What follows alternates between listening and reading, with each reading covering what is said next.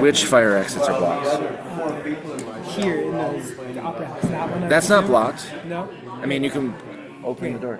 Which, I don't know which fire exit she means. I'm not sure. Who was talking about a fire exit? Carol, I guess. Carol, There's that's another what I fire think. exit right there. Yeah, all three are open. Wait. Yeah. Were they This blocked? one? Were they blocked? No. They weren't. No. We're gonna have to talk on Plainfield Arts about adding money for.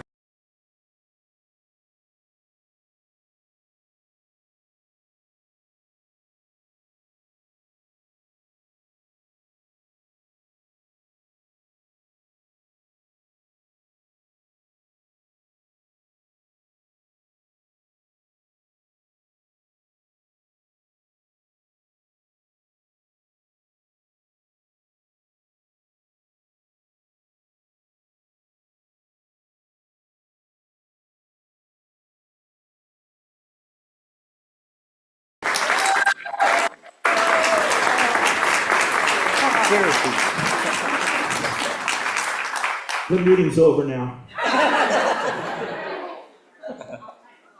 Before I begin, I just want to really briefly. I'm indebted. I'm sorry. I'm indebted to Rebecca Ellis, who's the town moderator in Waterbury. I put this in Front Porch Forum. Posted some really nice information about Robert's Rules, and I'll just go over a few of these before we start. So the discussion can only begin after an article is moved and seconded. Each person may speak once until everybody else who wants to speak has spoken. Motions can be amended, but only once. Motions can be amended and the amendment can be amended only once, meaning you cannot amend to the third degree. If you want a motion to call the question, meaning ending debate, in order to do that, you cannot shout that out from the floor. You must be recognized. And when you are recognized and you say, I wish to call the question or call the previous question, either one is acceptable. That stops debate. That is won by a 2/3 majority.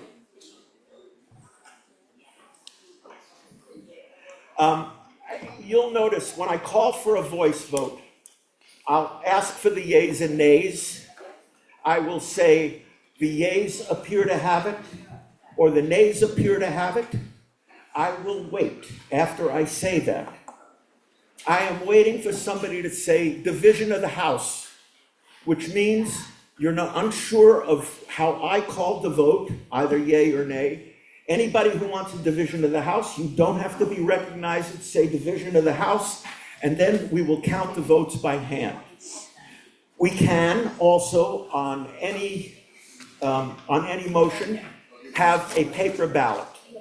I would ask you to please remember, it takes 7 votes to sustain a paper ballot. So the person who calls for it, 6 others.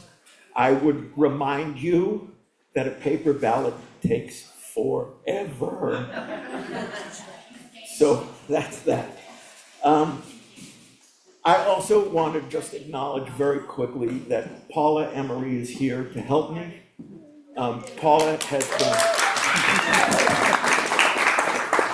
been, she's been helping. If you have an amendment, if you have an amendment and you can possibly write it down, that would be most helpful.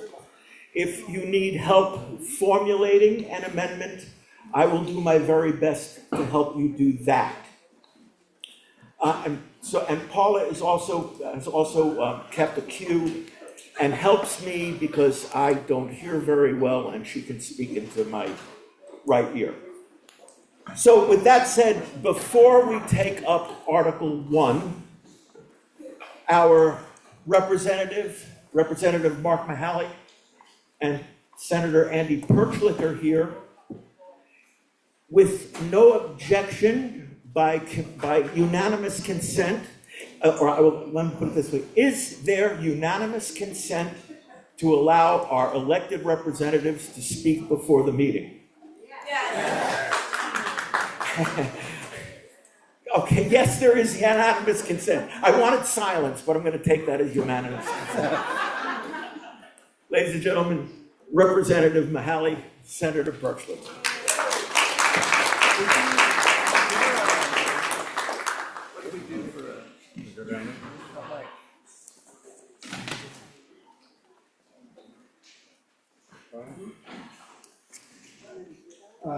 I didn't need to hear Casey at the bat. I could ring in the legislature. I kept hoping that he'd hit the ball, but I kept hoping that Casey would hit the ball. It just reminded me too much of the legislature. Just first of all, where we are really quickly, we're about to be half over. That is, not this Friday, next Friday. We have to have all of our bills out of our committees and over to the Senate. And same thing for them. They go like this. So it's kind of hard to know what's going to happen. But just a few observations really quickly. One is the craziness in Washington is unfortunately affecting us. It really, the federal government's efforts at the state level are kind of collapsing. You know, there's just a lot of money that we used to get about a third of our budget, more I guess, came from the federal government, and it's going to be less. And Andy's going to tell you he's head of appropriations in the Senate, struggling with this. But I just tell my committee all the time, there's no money.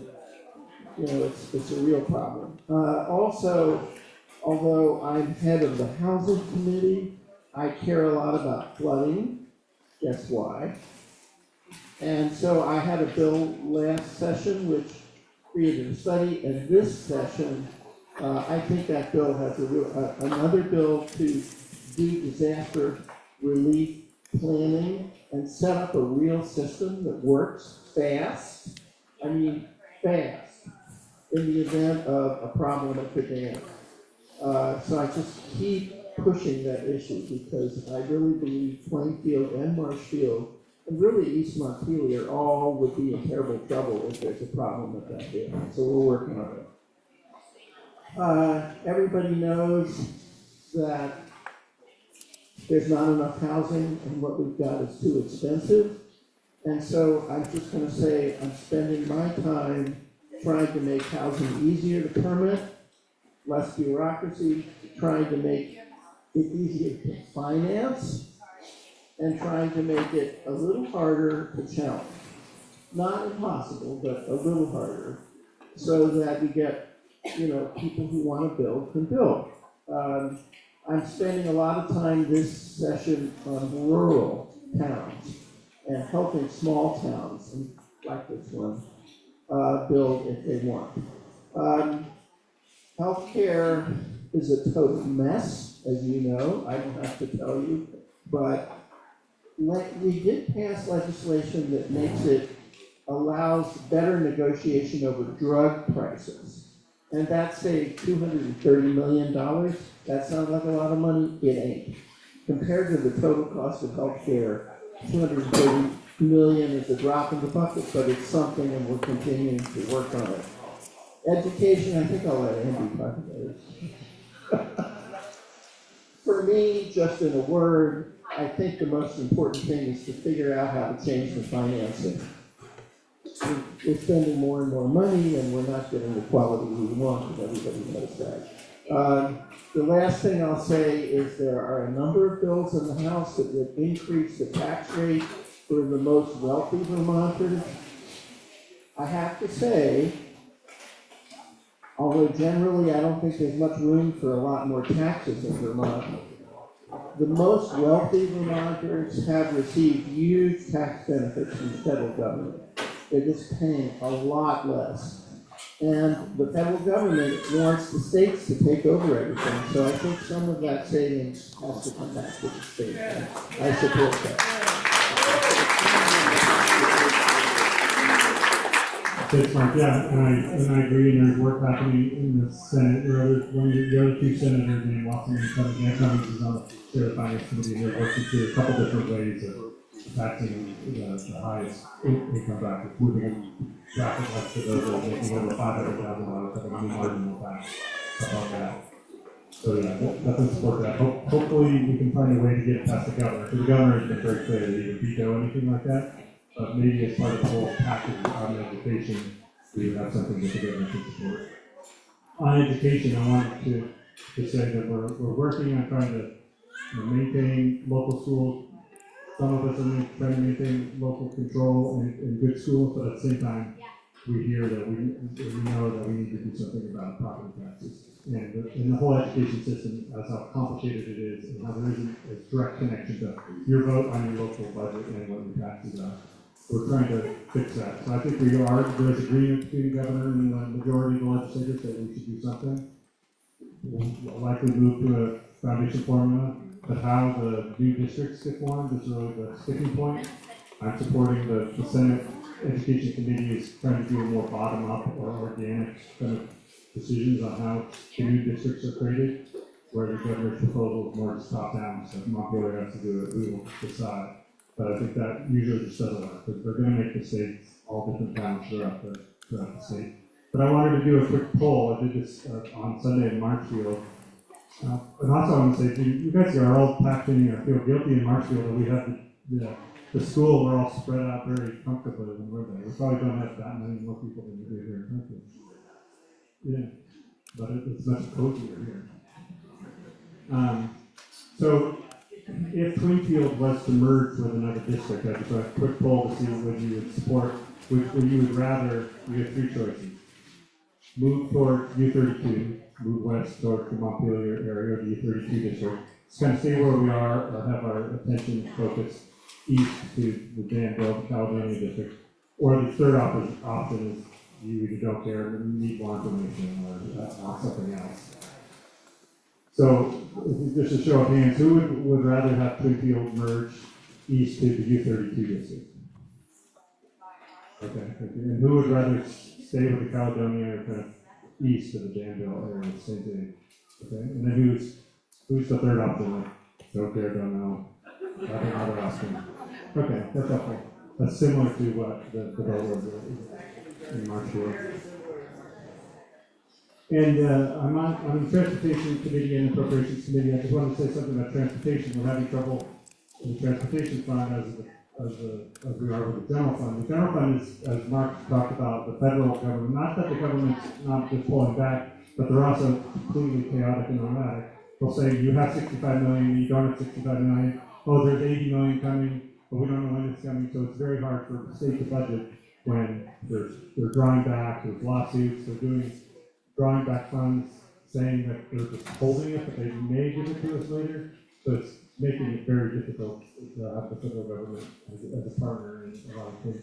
The one exception is on transportation. The federal government is meeting our kind of current needs for federal funding for transportation, but the state pays somewhere around 30% of all the transportation costs, and our revenue through gas tax and other things is not keeping up. So we're having trouble keeping up with the paving and the bridges and things like that.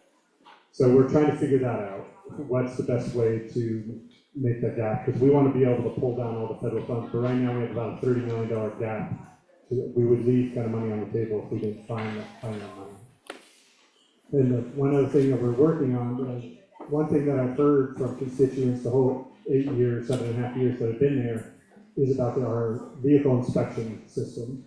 And we've tried to amend it and work on it before, because a lot of Vermonters have a lot of trouble with getting their vehicles inspected, not feeling that it was a safety issue, but being told that they had to get repairs done, $1,200 rotor jobs and things like that, when they weren't really sure that the car only had 4,000 miles on it.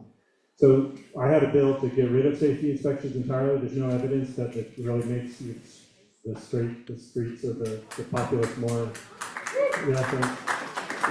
safe. We're one of only 9 states that do annual inspections. You go to other states that don't have inspections, there's not more accidents, the crashes aren't worse. So the V&B, Scott's administration doesn't support just getting rid of it. So we're trying to work with V&B to just basically completely redo the inspection manual so that rust, if your high beam light isn't on, you don't pass inspection. Right now, if you just have a small crack in the side window, you don't pass inspection.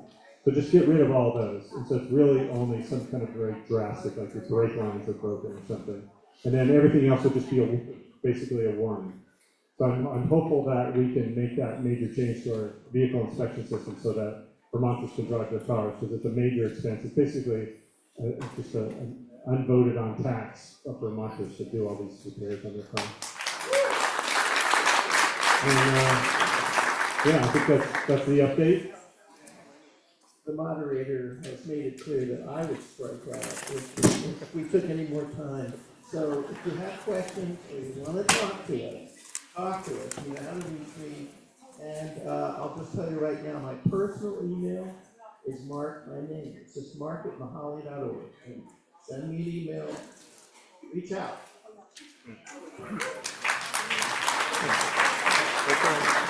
Thank you, Mark. Thank you.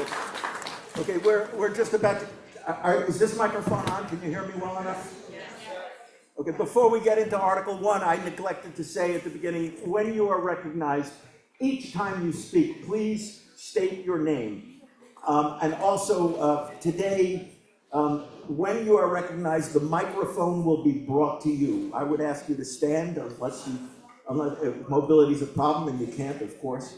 But it'd helpful if you stand, please state your name every single time you speak. Absolutely, Paula. I'm keeping stack, which means I'm gonna take your name and just cross you off when you've spoken and you go to the next person. I may or may not know your name, and so I may ask you for your name, but I'll point to you when it's your turn. Okay, so just, you don't have to keep your hand up. Just, when I do this, it means I saw you and I got you, all right? And if you have a mask on, I might not recognize you. Thank you. Article 1.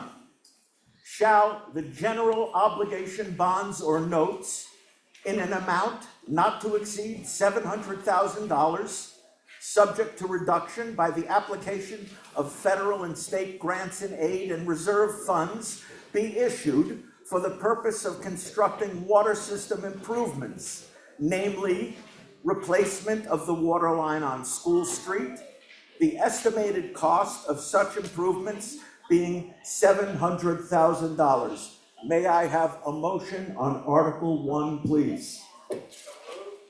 It's been moved. Is there a second? Second.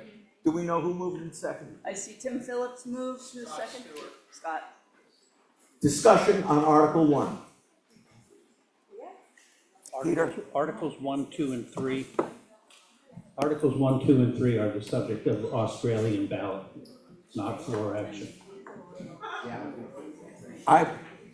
Thank you for the correction. Yeah, those are the things that people should be voting. I thought it was only Article 3 that was No. so. Never mind.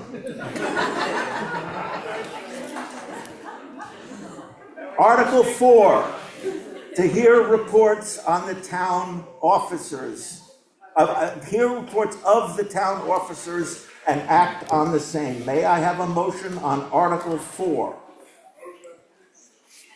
Been moved. Is there a second? We need names. Second. Second. We need names in the first and second. Scott Stewart and Tim Phillips. Discussion on Article 4. Dan? The mic's on your side.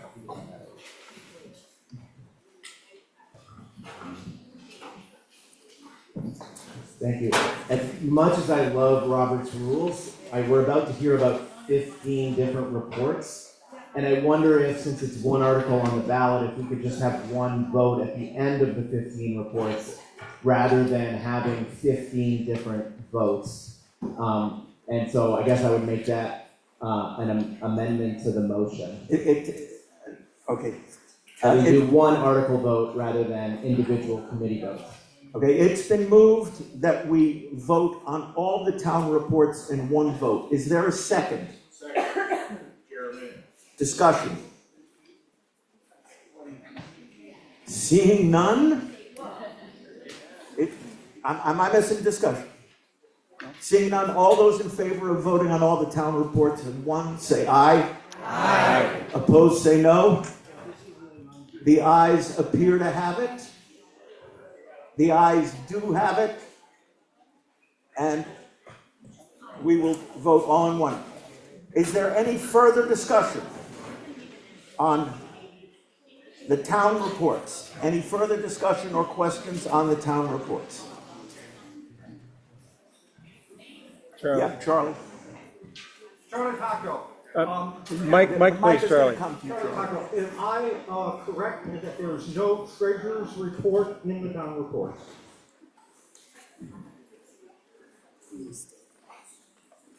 I'm not gonna answer that. Peter? Get the microphone.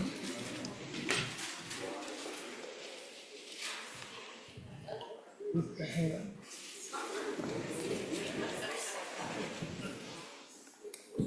Yes.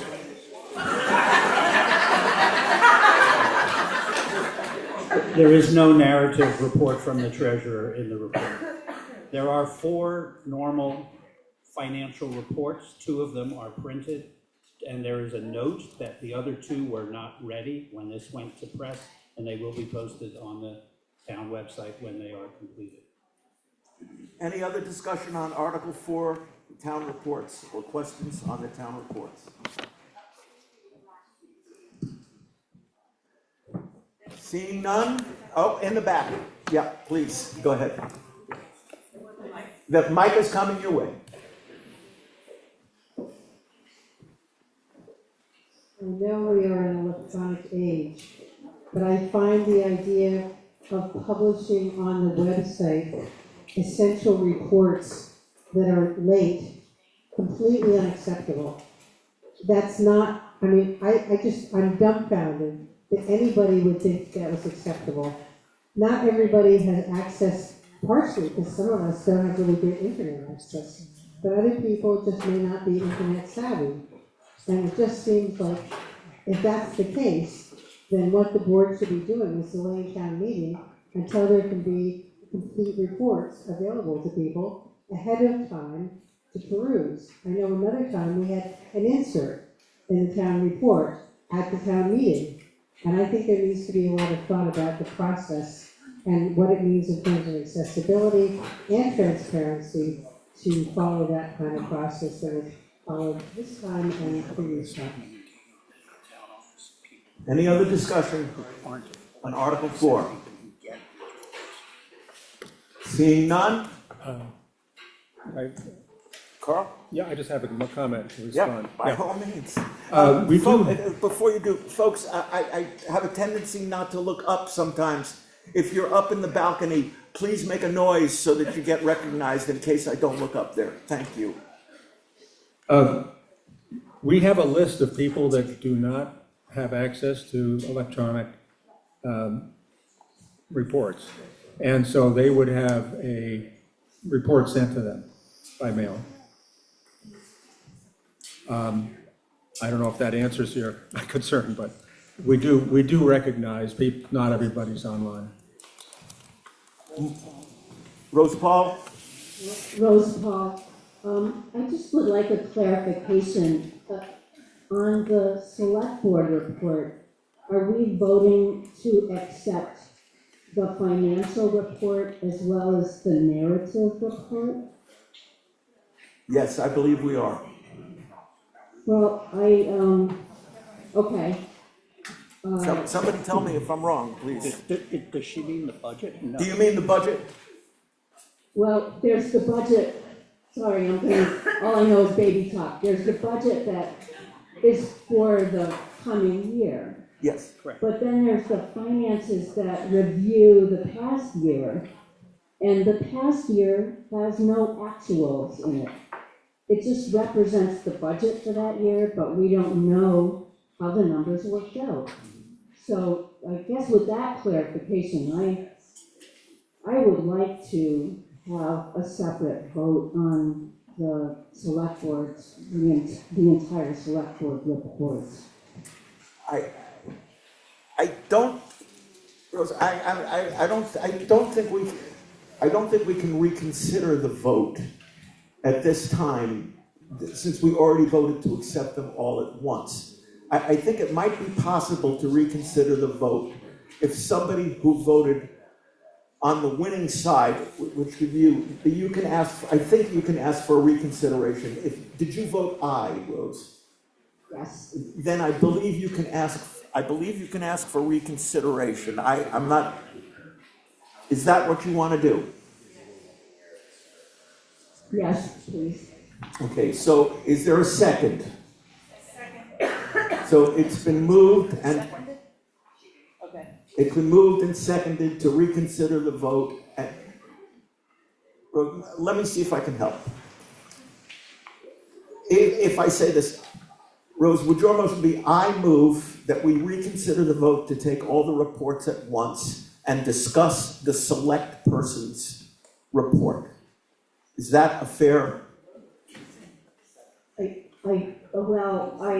I would simply like to have the select board report separated out. So it's that, I like your wording, but it's, the rest of them can be lumped. No, But the but select board it would only will. involve the select board report, what I'm saying. So if you would say, I move that we reconsider the vote to take all the reports at once and have a discussion about the select board report. I didn't hear. It's not the discussion, it's the vote. It's the vote. They're saying it's the vote. Just It's not the discussion. I'm asking The Rose select to board state her report. amendment. It's the vote, well, what she said is she didn't want the select board report voted on with all of the other reports. So it's not a question of discussion, it's a question of being voted on separately, if I'm understanding correctly, but that's not what how you phrased it for. I see Rose shaking her head yes, so I'm thinking that rather than saying to have a discussion separately, what you wanted to say is to have the vote separately for the select board report. I'm not sure I heard that. They're saying it's not the discussion, it's the vote that they're separating out. I think that's right. I think that it's initially stated as. Rose, are you asking for a discussion or a vote? I would like a separate vote, please. Okay. It's been moved and seconded that there be a separate vote, not discussion, as I understand. Thank you for the correction. All those in favor of having a separate vote? Donnie? Peter? Yeah, Peter Young here. Could I ask a question of clarification, what you're looking for here? You talked about budget numbers. There is a vote, the later article, when we vote on the select board proposed budget, but it sounded like you were talking about something else. Other than the select board's proposed budget, the only other select board report is the narrative. I think you're asking, it sounded to me like you were asking something about the treasurer's reports. Well, I may not understand properly, but the full financial report of the prior year, there are normally actuals. How did that year end up? Were you under, over? What was the variance? I didn't see that in this year's report. Right, and that is a notification. It actually appears twice in the report that says those two financial reports were not available and are not available. We have been without basically an acting treasurer since the middle of December, and we have a contract with an accounting firm, a CPA firm, who is completing that work, and that work is not yet done, which is why it is not appearing. Okay, so maybe I misunderstood and I thought all those financials were part of the select board report. But they're part of the treasurer report, and we're not voting on it because we don't have a complete treasurer's report, and I'll withdraw my motion. Okay, thank you, Rose. Thank you. Okay, any further discussion on Article 4? In that case, all those in favor of accepting the reports of the town, Article 4 reads, to hear the reports on the town officers and act on the same. All those in favor of accepting the town reports, please say aye. Aye. All opposed, no. The ayes appear to have it. The ayes do have it, and you have accepted the town officers' reports, the town reports. Article 5, shall the town vote to raise, appropriate, and expend the... There can't be discussion until there's another article. Are you making a point of order, sir? Yeah, I am, actually. What is your point of order? Philip Parisi, you're not asking for extensions. No, And isn't that part of Robert's rules? I don't believe it is. Oh, okay, well then I'm glad you're not at the faculty assembly in Woodman.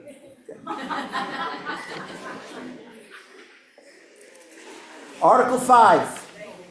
Shall the town vote to raise, appropriate, and expend the sum of $6,833.06 for the support of Rural Community Transportation Incorporated to provide services to the residents of Plainfield? May I have a motion on Article 5, please? Moved and seconded. Scott, okay, so we got Scott moved and Tim seconded? Uh-huh. Discussion on Article 5.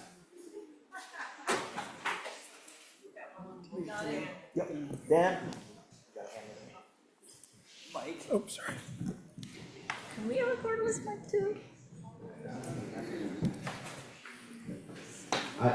I'll just say, obviously, this is an important infrastructure in our town, the rural community transportation, and the actual sum they've asked for is totally flat, so they weren't asking for any more than we gave last year. So I think for both this and the next article, they're both flat requests from these transportation providers. So hopefully we can all vote yes. Okay, any further discussion? Over here. Yes. Rebecca? Rebecca Young. Wait. Thank you. I just wanted to let people know, and I am in support of this article, but I just wanted to let people know that they just canceled the mid-afternoon route, Route 2 commuter route. So if anyone is relying on that, I knew because a family member got a flyer on the bus, but even calling to check if it was running this week, there was not a lot of information.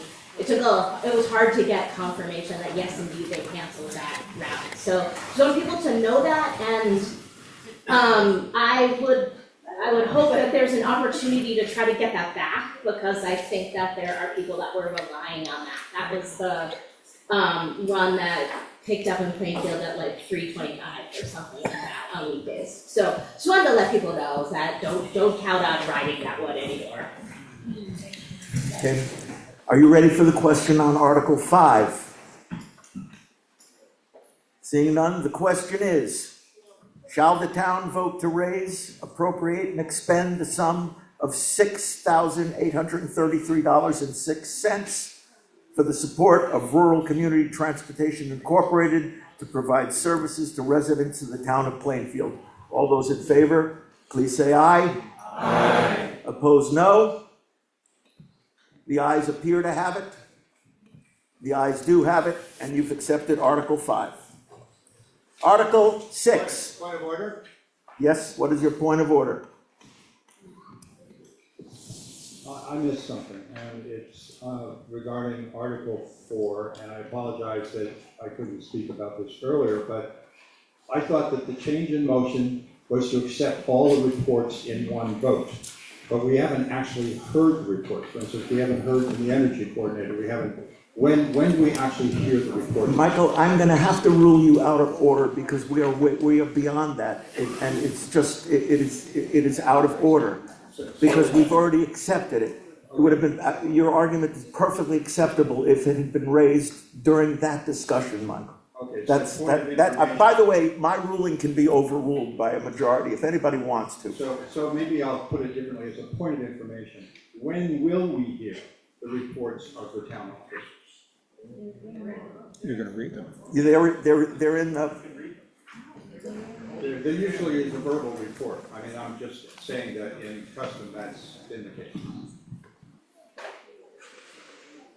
Yeah, I mean, I think during that point when Donnie asked if there was discussion 12 different times, that was the time if anybody wanted to speak to their report, they could have done so. Maybe that could have been clearer, but we've moved past that. So I think there is the other, whatever the last article is. If folks really need to speak, they can always do it then. Yeah, I mean, I frankly, and I don't want to take any more time on it than you do, but I thought we were voting, after the reports, we would only vote once. So we would hear all the votes and only vote once. We would hear the reports and only vote once. And that's why I didn't discuss anything, because I thought I was just voting about how many times we voted. That, I can see where that is a confusion, and I don't, that might have been confusing, and I'm not sure what to do. Yes, please state your name when you, state your name. I'm Carla Siegel, and I'm Carla Siegel, and it was just our experience that people stand up and talk about their reports, and so we just expected that. I also thought that we were just saying that at the end we vote on us, but it seems like other people thought that. There's a hand in the back. Up in the I back. don't need to bring the mic all the way back here, but just affirming that Somebody I in the also back. thought we were gonna hear reports. Your name? Sorry, Ren Lansky. Ren? Thanks. Okay, thank you. Peter, do you? No, I was just saying that there's a person up in the balcony. Okay. Donnie? I think what I would say at this point is, I think those points are well taken. It was misunderstood. I don't know how to go back on the order at this point, because we have gone beyond the article. So it would be wrong to go back. There was a chance to reconsider. If it was misunderstood forever, for whatever reason, I'm sorry, I didn't understand it. There was clearly confusion. But I don't believe that it would be in order to go back after we have passed the article. Dan? Yeah, so Article 14, which is the last article, is to transact any other non-binding business that may properly come before the meeting. I think if there are folks who want to verbally report that don't get a chance to, they could stand and be recognized during that period. Say that again, please. Article 14, which is the non-binding. If, let's say, the emergency management director wanted to speak to his report, he could do it during that time. You could recognize him then, and we could hear from the board. So it would come up under other business? Yeah, it's not called that, but yeah. Okay. We're gonna move on.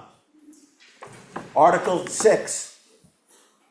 Shall the town of Plainfield appropriate the sum of $1,499 as its share of the 2024 year cost of commuter bus service along Route 2 with service into Montpelier.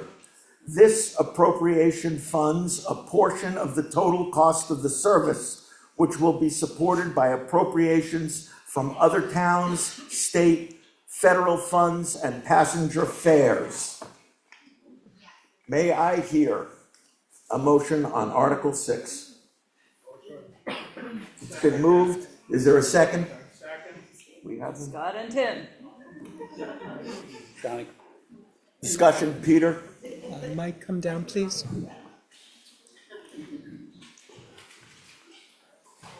I think it'll go. I think you can just draw it. Nope. I would move to amend. I think there's a typo there that should read 2026, not 2024. Seconded. Excuse me, it should read 2027. It should read, Peter, will you make that, I think it needs an amendment. Yes. Peter, just To So- amend that to read 2027, it's fiscal year So 2027. it's been moved. Is there a second? Jeremy Matt, second. So it's been moved and seconded to amend Article 6 to read, shall the town of Plainfield appropriate the sum of $1,499 as its share of the 2026 year cost? Seven. 27. The year of 27 cost of commuter bus service along Route 2 with service into Montpelier. This appropriation funds a portion of the total cost of the service, which will also be supported by appropriations of other towns, state and federal, and passenger fares. We are voting on the amendment. So your name, please? This discussion on the amendment. Timothy Buxton. So you are doing it correct now. You are voting on the amendment. Correct. With the previous article, Dan made an amendment to act upon all the reports at once, and what we should have voted on was voted on the amendment. If the amendment was accepted, then we would have voted that way. But anyway, the decision is made, been moved forward. This is the correct way to do it. We're voting on the amendment, and then we will vote on the You are amendment. correct, and it is my apologies. But it's okay. You are correct. We're good. Thank you. Again, Up in the balcony with Bren, hand up. yep. I have a point of information on the article, not the amendment, so I'll. I think we can do that in other business when we get there. No, it's on the article, but not the Okay, so any further discussion on the amendment, which basically changes the year 2024 to 2027? I won't read it again. Any further discussion on that amendment? Seeing none, all those in favor say aye. Aye. Opposed, no. The ayes appear to have it. The ayes do have it. And you have amended Article 6. Any further discussion on Article 6 as amended? We have Ren who's gonna come down the stairs.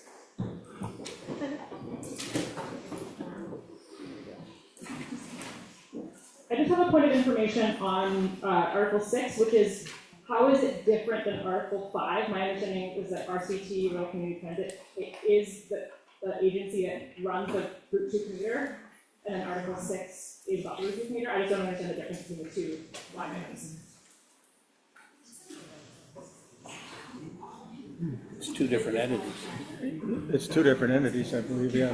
That's all we know. Yeah, folks are saying up here two different entities. Yeah. Get Green Mountain Transit and Rural Community Transit. Do they both run? They're separate. Commuter? They do, I think, both Together, and we create them separately. Okay? Any further discussion on Article 6? Are you ready for the question? Yes? Right. Oh, we got one up on there. Yep. We need your name. Please say your name. And there's a microphone coming to you.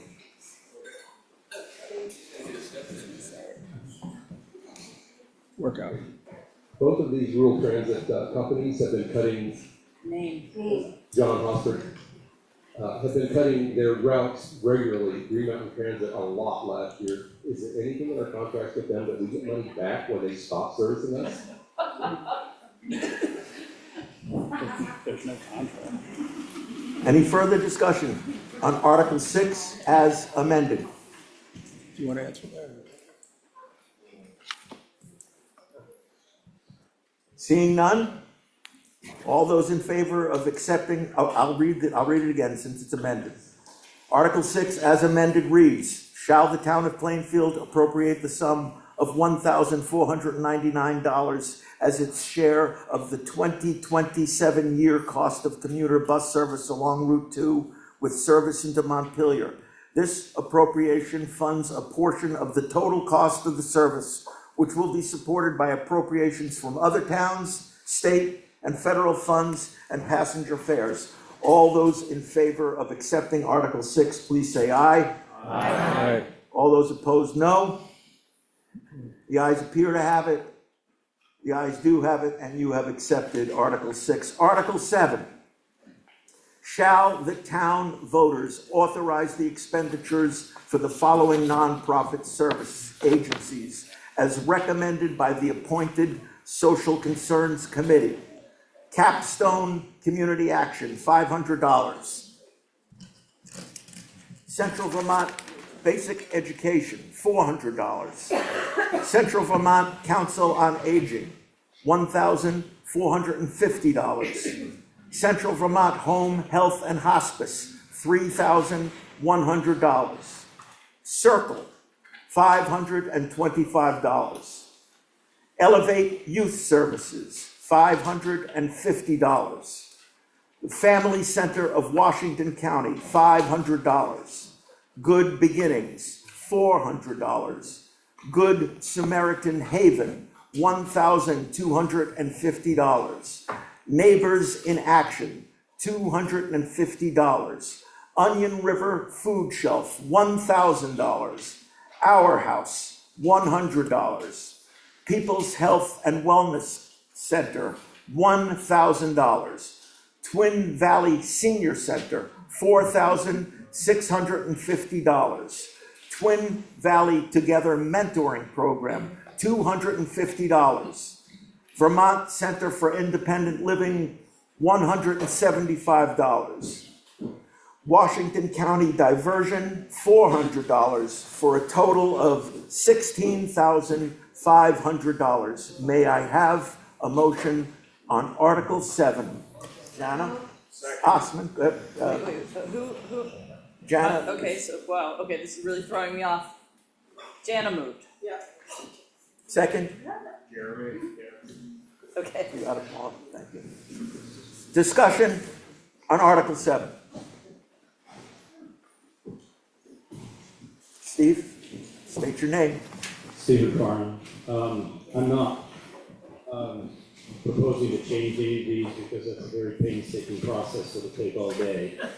But what I would like to know is a little more information about the numbers. I looked at my calculator last night and discovered that in some of these situations we're paying as little as $1.66 per person served, and on a couple of the others it was as much as almost $70 per person served.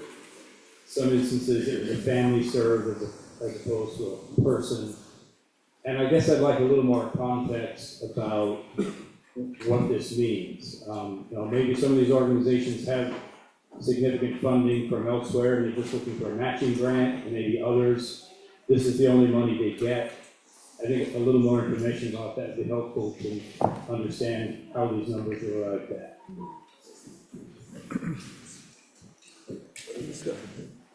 Judy?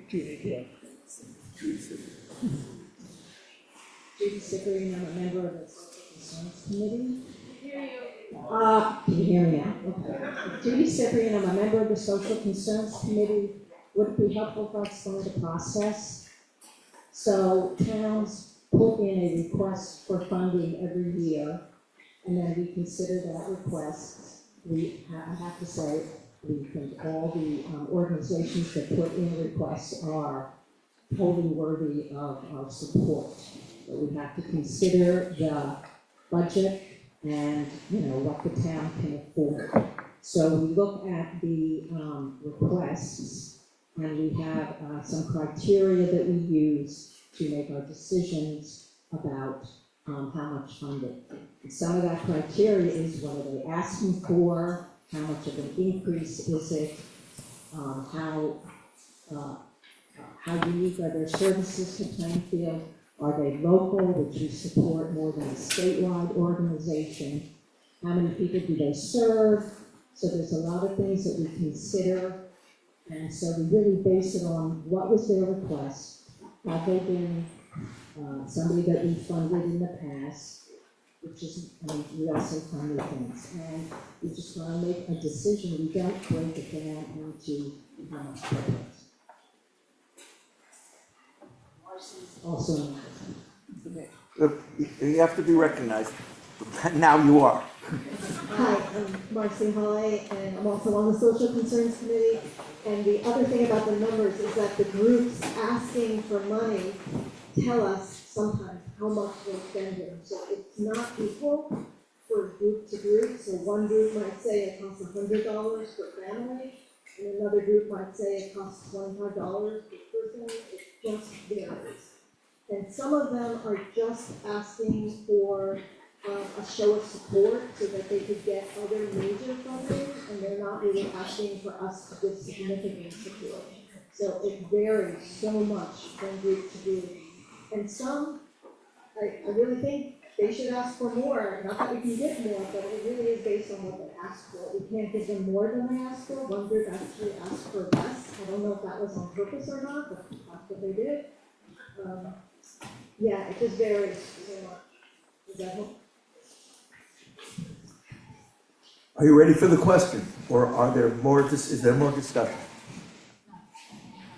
Seeing none, if you are ready for the question is, shall the town voters authorize the expenditures for the following nonprofit services as recommended by the appointed Social Concerns Committee for a total of $16,500? I won't read them all. All those in favor, please say aye. Aye. Opposed, no. The ayes appear to have it. The ayes do have it. And you have passed Article 7. Article 8. Shall the town voters authorize an appropriation of $56,000 to the Cutler Memorial Library to pay for the librarian, a library assistant, and the purchase of materials and services, including those to make the library accessible to the community? So moved. Been moved, is there a second? Second, your name, Carla? Steve Farnham moved. It's been moved and seconded to accept Article 8. Discussion? Seeing none? All those in favor of Article 8, please say aye. Aye. All those opposed, no. Ayes appear to have it. The ayes do have it, and you've passed Article 8. Article 9. Shall the town approve $311,874 for the operation of the water department for the period of July 1st, 2026 to June 30th, 2027, to be paid for by the ratepayers of the system? May I have a motion on Article 9? Been moved, second? Second. Moved and seconded. Discussion on Article 9, please. Steve? I would. Say your name again. Stephen Farnham. I would like to amend that to state the users of the system, not the ratepayers, because the ratepayers doesn't tell you who they are. Okay, so Steve, you want to amend this? You want to amend Saying, rate? just substitute users for ratepayers. So the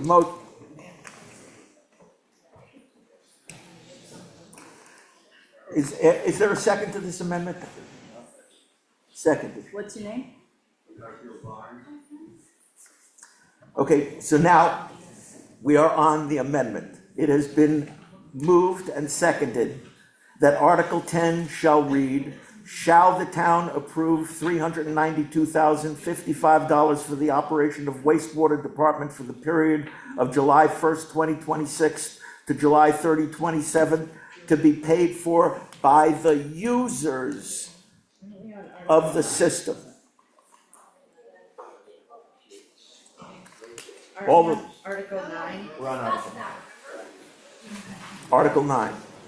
Sorry, Article 9, by the users of the system. Any further discussion on the amendment? Dan? Got a question up top?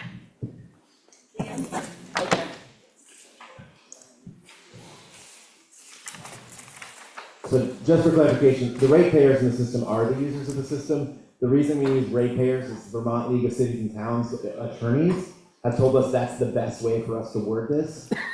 We should be using ratepayers because we wouldn't want a situation where there was some sort of weird definition of user that if you're gone for 6 months, you're only half a user or something like that. So I would say we should reject this amendment because it makes it unclear who's paying the bill, whereas ratepayers is a clear distinction in law and with the water and wastewater department. So please vote no on this amendment. Further discussion on the amendment up in the balcony? Just to state, a user could be a renter. We need your name, please. Janice Moore, a user could be a renter. They're not the ones paying it, they're paying rent. So it should be the property owner defined by, as Dan said, the rate payer. Further discussion on the amendment? Seeing none. Oh, yep. I can yell. Jeremy, Matt, we should follow the advice of the lawyers, is what I think. Then you would vote apparently, according to Dan, then you would vote no on this amendment. Correct. So, any further discussion on the amendment? The amendment, as put forward, would read, shall the town approve $392,055 for the operation of the wastewater department for the... I'm sorry. I do this all the time. I'm gonna take a vacation when this is over.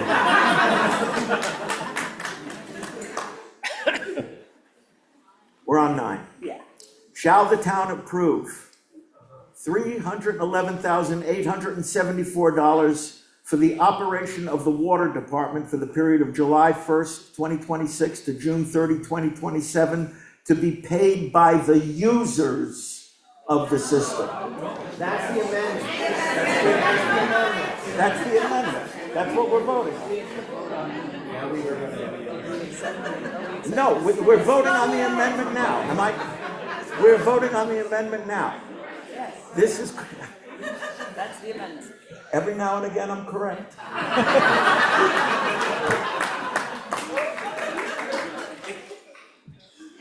The amendment basically changes ratepayers to users. Is everybody clear? And are we ready for the question? All those in favor of the amendment, which basically changes ratepayers to users, say aye. All opposed, say no. No. The nays appear to have it. And the nays do have it. And we are back to the original Article 9. Any further discussion on Article 9? Seeing none.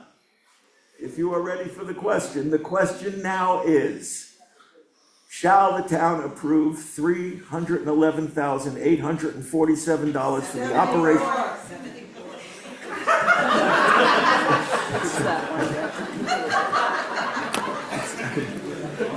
It's right here. Shall the town approve $311,874 for the operation of the water department for the period of July 1st, 2026 to June 30, 2027, to be paid for by the ratepayers of the system? All those in favor, please say aye. Aye. All opposed, no. The ayes appear to have it. The ayes do have it. Point of order. What is your point of order?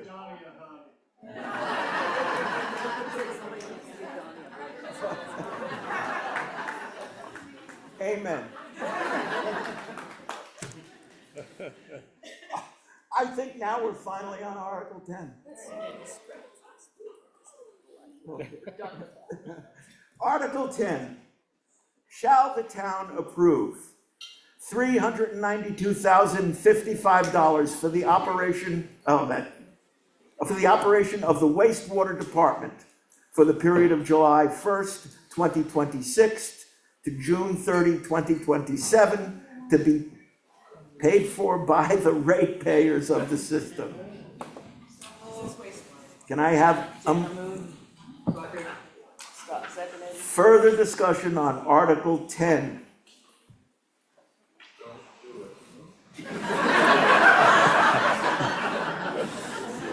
It's hard to accept that as discussion.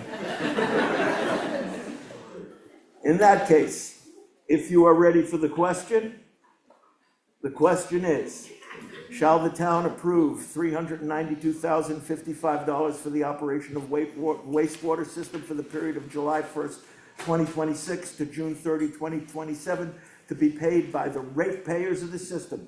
All those in favor of Article 10 say aye. Aye. Opposed, no. The ayes appear to have it. The ayes do have it. And you've passed Article 10. Article 11. Shall the town approve total fund expenditures of, I have to rehearse this number.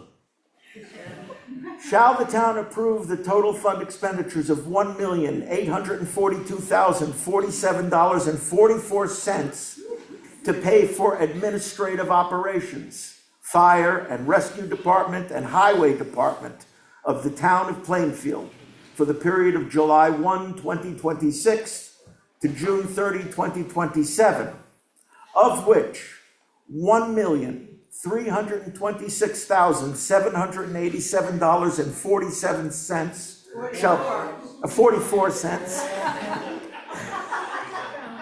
It's just 3 cents, for God's sake. Shall be raised, and I'll start from the beginning. Article 11. Shall the town approve a total fund expenditure of $1,842,447.44 to pay for administrative operations, Fire and Rescue Department and Highway Department of the town for the period of July 1, 2026 to June 30, 2027, of which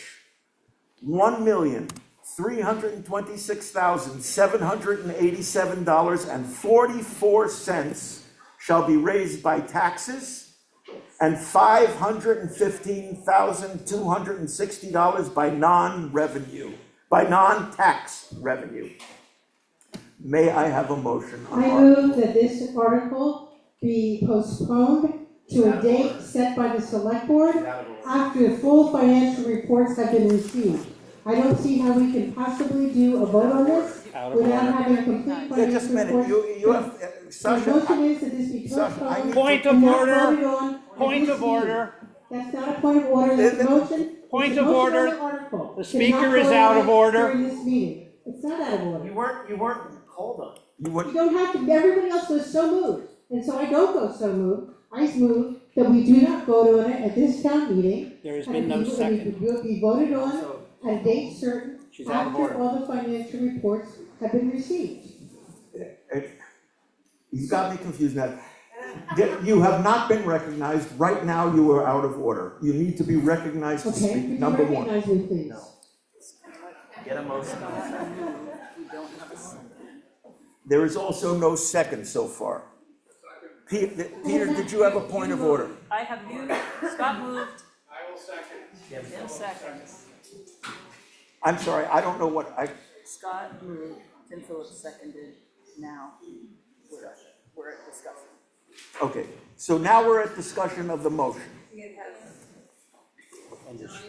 Do you wish to make an amendment, Sasha? Do you wish to make an amendment? You may make an amendment. I'm moving that we not vote on this, not to make an amendment to the content. I am moving that the vote on this Article 11 be delayed to a time after which all the financial reports have been received. I'm not asking to delay the entire town meeting, but I'm asking and moving that this article not be voted on at this town meeting. It be voted on at a subsequent town meeting at a date set by the select board after all financial reports have been received. Are you moving to postpone to a definite time? I'm not moving to postpone to a definite time because so far nobody has any idea when the formal financial audit will be done. So I'm moving to postpone vote on this article to a date set by the select board after all financial reports have been received, including the financial report for the previous year. Can you put it in writing, please? It would be very helpful if you could put your motion in happy writing. to do that, I no think problem. what you're trying to do is postpone indefinitely. That's what I see as I understand by Robert's Rules of Orders. It would be very helpful, Sasha, if you would put your amendment in writing, please. Well, I don't know what the effect of postponing indefinitely is. And I don't either. I do want to relate it to a time to be set by the select board after all the financial reports have been received, including the one done by the auditors. I'll try and write it out, but you probably have a recording somewhere. Dan? I won't weigh in on this postponing, though I do believe in Robert's rules, you either have to postpone to a date or postpone indefinitely. Those are your two choices. You can't postpone to other action. But what I wanted to say is, so, we haven't had a town treasurer who's been physically able to do the job since early December, and so I just wanted to explain how the select board came to a budget that we have today. So when we knew Josh was out, the board selected two of us, Peter Youngberry and myself, to work independently on the budget. We contracted with Sarah Macy, who is the director of finance for the city of St. Albans. And so we worked through our budget. We worked with all the different departments within the town for how much they've spent, in the last years and this year. We did also speak with the Batchelder and Associates, who were the auditors who we've been working with, and using their financial acumen, along with a lot of input from all of the different departments and volunteers and folks in town, we created this budget that is a little under 2% under last year's taxed amount. So it's actually not even a flat budget, it's a negative budget, partly because we have some funding we're able to pull across from this budget into next year's budget, and those numbers were verified by Sarah Macy, the financial director of the city of St. Albans, along with the folks at the Batchelders and Associates. So we worked very diligently for about 2 months to come up with those numbers, and it is not an issue of us not knowing what the budget should be, what we spend, or anything else. There are some official reports, some official auditing reports that will just take time that we don't have because we didn't have a treasurer for those times. It is not a situation where we don't know what's going on in the town finances. So I think that's probably fair, and I don't know if Peter has anything to add, but. I am reading, the two choices, it seems to me, parliamentary are either to postpone to a definite time or postpone indefinitely. I have been handed this. In Vermont town, this is from Robert's Rules of Order. In Vermont town meetings, which are governed by Robert's Rules of Order, as modified by state statute, the motion to postpone indefinitely acts as a procedural tool to kill a main motion, a warrant article, without having to take a direct vote on the issue itself. Here are the specific effects and rules for this action in Vermont. Final disposition for the session. If a motion to postpone indefinitely is adopted, it effectively defeats the original main motion article for the duration of that specific town meeting. It avoids direct vote. It is used when the assembly does not wish to vote yes or no on a sensitive, embarrassing, or badly worded motion, allowing them to avoid talking a direct position. No automatic reconsideration. Once an article is postponed indefinitely, it cannot be brought back in the same meeting. Limits on reconsideration. While it kills the motion for the current meeting, it does not prevent the issue from being warned and brought up at a future or annual or special meeting. Procedural requirements. Debatable. The motion to postpone indefinitely is debatable, and debate can include the merits of the main motion. It requires a majority vote. Rank, it is the lowest ranking subsidiary motion, meaning it cannot be made while other motions, like amendments or to postpone to a specific time, are pending. Distinction from table. It is often misused for the motion to lay on the table. In Vermont, Robert's rules for postponing indefinitely is intended for the final disposal, not a temporary delay. The context of Vermont town meeting articles, except for the election of candidates, generally cannot be passed over, but it can be postponed indefinitely. Those are the rules as I was just understanding. So there is a motion on the floor. There's two hands. Do we have it? There's two hands. Stephen's hand is up. It was just a point of order that we had a motion that hasn't been seconded that I've heard. So this is Jeremy, by the way. Right. It's been seconded. Oh, it has? Yes, it's been seconded. So we have Steve, Carla, but he hasn't called discussion yet. Yeah, I'm just a point of order. Sasha's made a motion that hasn't been seconded that I But heard. we need to hear Sasha's motion. You don't have to be recognized for a point of order. You can just stand up and say it and we'll hear the point of order. I just felt confused if we were in discussion or not, or. We are not in discussion yet. Okay, but we're going to be, right? Hopefully. Hope springs eternal. Okay, is this Sasha's amendment? Well, this is I think Sasha's writing. Sasha, are you moving to postpone are you moving to postpone indefinitely, which in effect, as we just read, kills the motion? Well, it doesn't. It doesn't. At this town meeting, as you mentioned, in 2 separate times in that account, and I appreciate that account. So I think my motion would have worked, but my motion would be, I move to postpone the vote on Article 11 to an indefinite date after all financial reports have been received, including those for the 2025-2026 fiscal year. Thank you. Will you hand that up, please? Steve? Okay.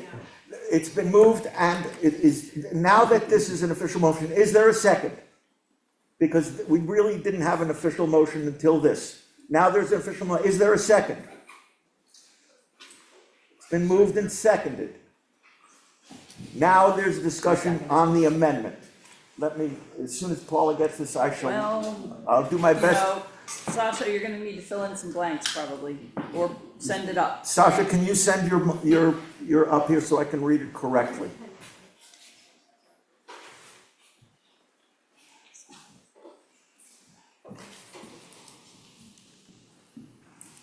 Thank you. Sasha has moved. Sasha says, I move to postpone the vote on Article 11 to an indefinite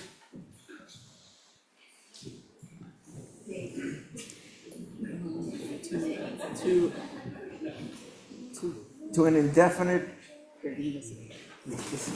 Date, D-A-T-E. I move to postpone on Article 11 to an indefinite date. I move to postpone Article 11 to an indefinite date after all financial reports have been received, including those for 2025 and 2026 fiscal year. Sasha, do I have your amendment correct? I think so, yes. Okay. It's been moved. Discussion. We are now on Sasha's amendment. Steve? So it appears to me. Say your name every time, Steve. It appears to me that we have the option of indefinite postponement or a date certain, but we don't have, a date certain or indefinitely. It doesn't seem like we have any other options. But we could have a date certain if the select board could say we might have this information ready by a certain time, and then we could set that date. And the reason I raise this point is I assume if we're going to postpone this vote, we'll have to convene a second meeting to vote on it. Am I correct? Steve, I think that what you can do if you want to is amend Sasha's amendment from indefinite to a certain time. Well, I'm asking for a recommendation. Not from me, you're not going to get one.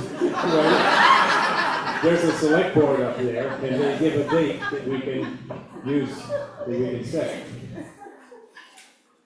Are you making, I'm sorry, Steve, I'm confused. I need to know what you're. I would make a motion if I had a date to move it to, is my point. That is out of order at this point. Okay, so we have a few people. Okay, we're on the amendment. Jana? Oh, Charlie, Carla, Jana, Michael. Okay, folks got that? I have the mic in my hand. You have what? Just go. That doesn't matter, Jana. No dispensation for wives. Thank you, Charlie Cogdell. Actually, I've been pondering this exact problem for the past, since I received my annual report. I think there's a confusion between the financial report and the budget. The financial report is for the treasurer and assistants and the auditors to present what has happened in the past. The budget proposal is a proposal of the select board. Now, we're snookered, because the select board could not take into account what the auditors haven't gone over. But the select board budget can stand alone without having those. In fact, I would predict that if we postponed it, we might end up with financial reports, but we would end up with basically the same budget, which is what should be on the table here.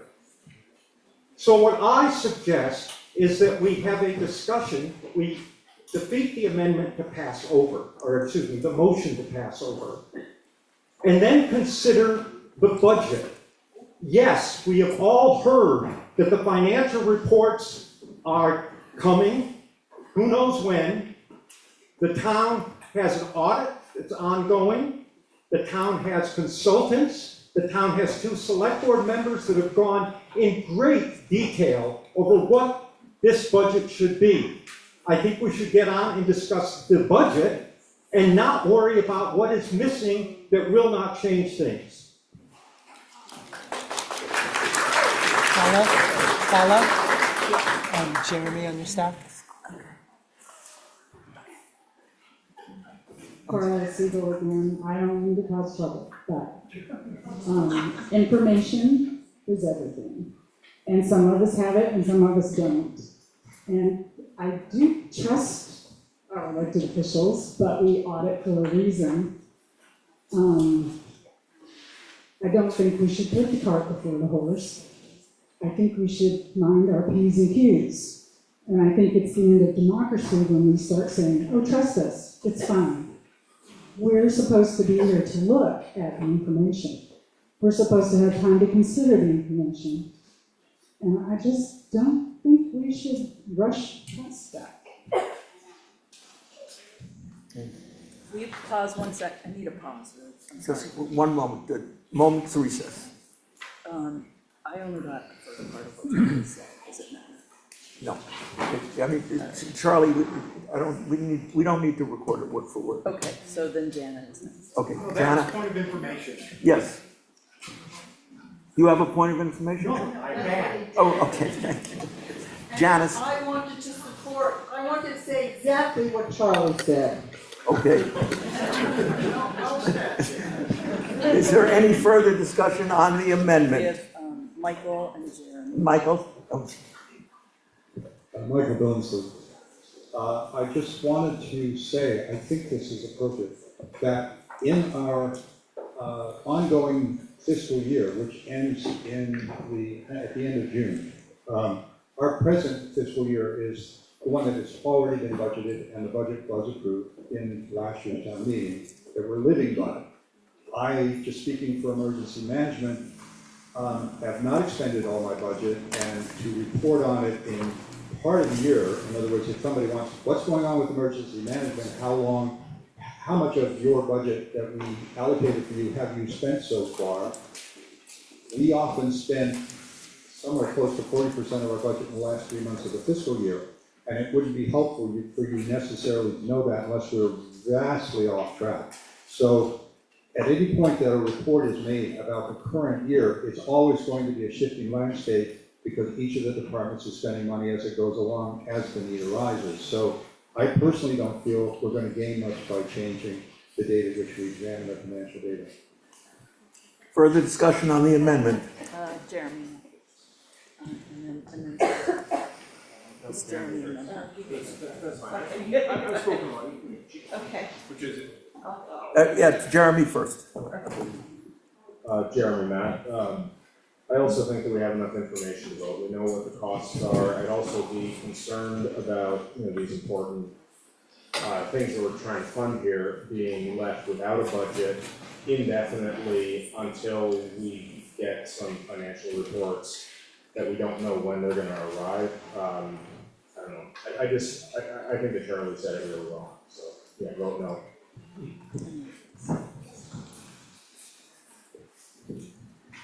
Allison Joyoso Valeria.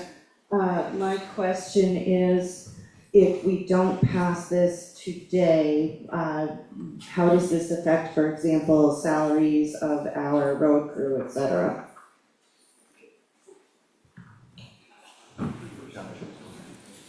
Dan, you want to respond to that? So the budget year starts July 1st, and so as long as the budget is passed by July 1st, it wouldn't have any effect. I mean, even beyond that, there's provisions if we didn't somehow pass a budget for what our budget would be. So it's not going to affect anybody's salaries. Folks are getting paid regularly.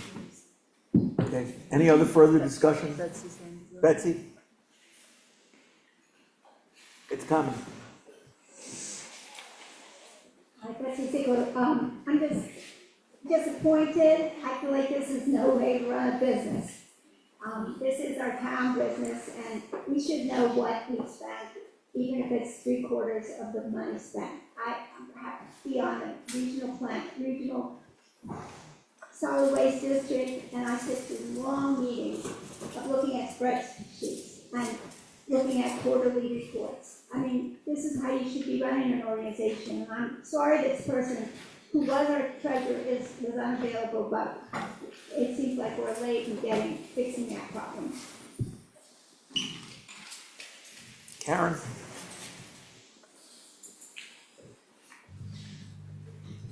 Karen Hatcher.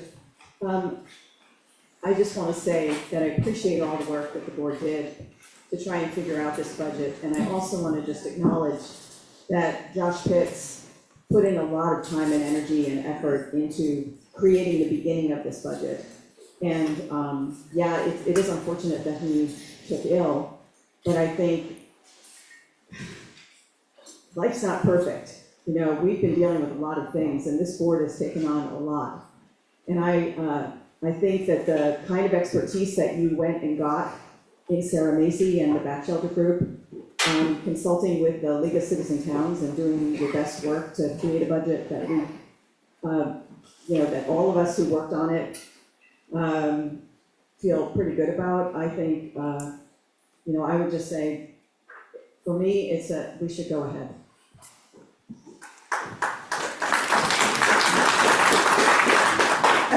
Any further discussion on the on the motion? It's not an amendment, it's a motion. Any further discussion? Steve?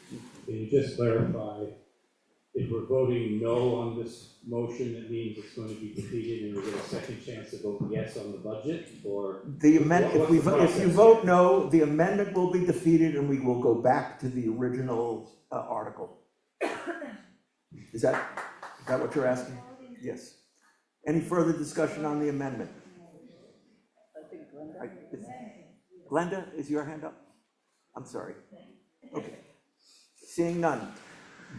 I shall read Sasha's amendment. Sasha, please, again, correct me if I get this wrong, because Sasha moves to postpone the vote on Article 2 to an indefinite date after all financial reports have been received. Article 11. I didn't. Oh, Article 11, yeah. Thank you. I move to postpone the vote on Article 11 to an indefinite date after all financial reports have been received, including those for 25-26 fiscal year. All those in favor of the amendment say aye. All those opposed say no. No. The noes appear to have it, and the nays do have it, and we are back to the original article. Further discussion on Article 11. If you are ready for the question. We've got a hand. Yep. Betsy. Okay, I'm looking at the budget. Where in the budget is there money allocated for the Central Vermont Solid Waste Planning District? I don't see it. What are we talking about the budget? Am I No, I think that we're on Article 11, which does not. Okay, maybe I'm in the wrong spot, but I'm asking the select board where in the select board's budget allocate money for the central Vermont solid waste. Yeah, okay. Planning Feel free. district. Thank you. Okay. Dan? Yeah, so we have a section of the budget called public safety.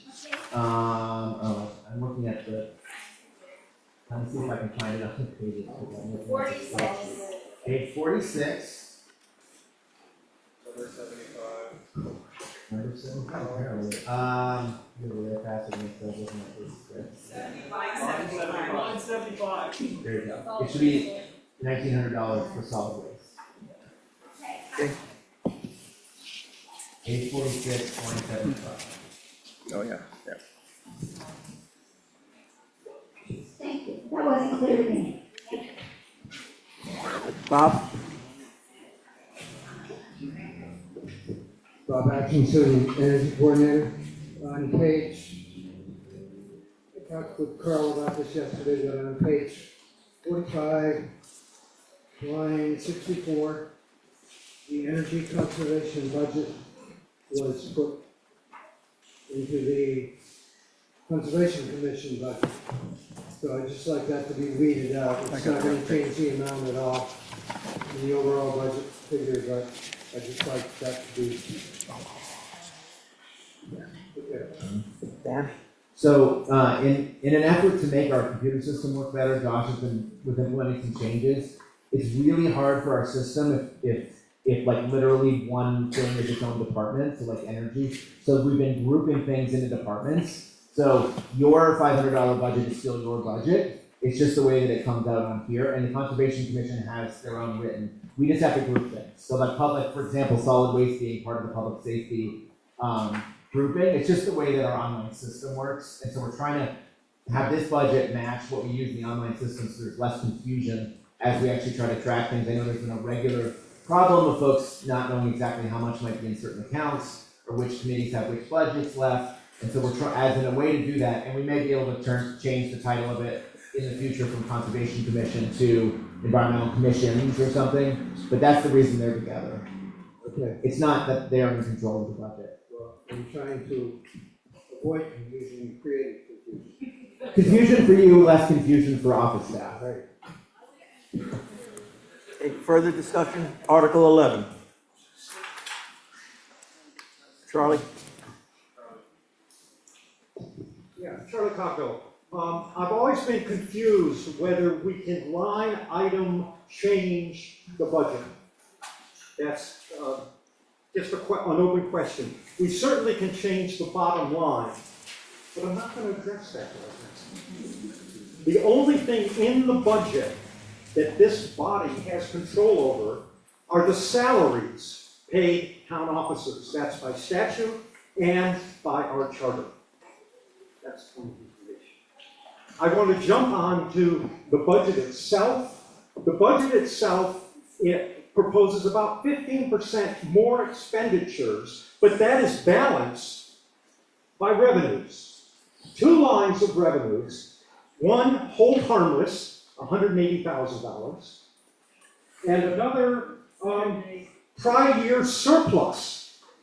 I hate to say who determined prior year surplus after all the discussion, but there's $200,000 in the budget.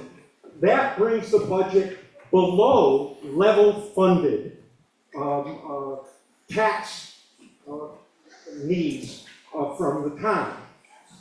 I would hope that the various items, such as the flood, received as revenues for reimbursement that would come in this fiscal year. I would assume that there are many other things that are totally unable to estimate.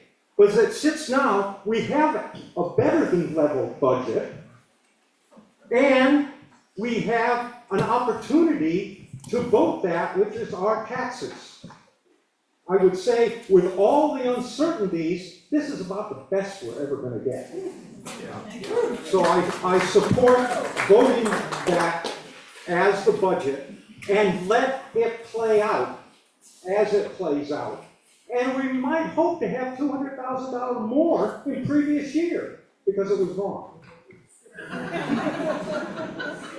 Any further discussion?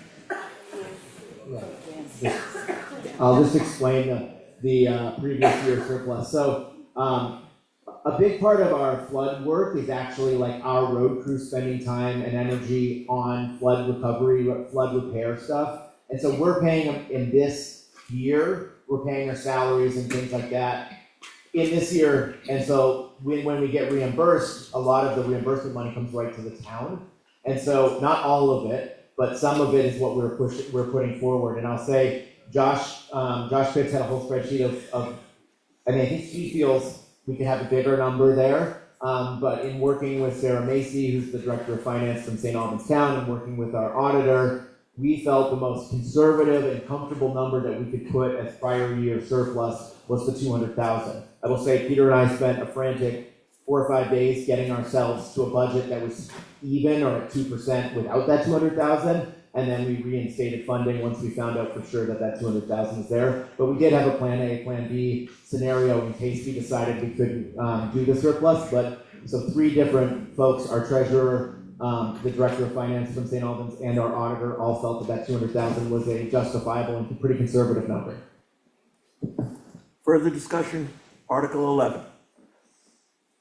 If you are ready for the question is, shall the town approve total fund expenditures of $1,842,047.44 to pay for administrative operations, fire and rescue department and highway department of the town of Plainfield for the period of July 1, 2026 to June 30, 2027, of which $1,326,787.44 shall be raised by taxes and $515,260 by non-tax revenue.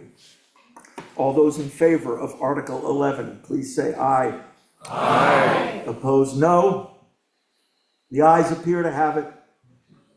The ayes do have it, and you've passed Article 11.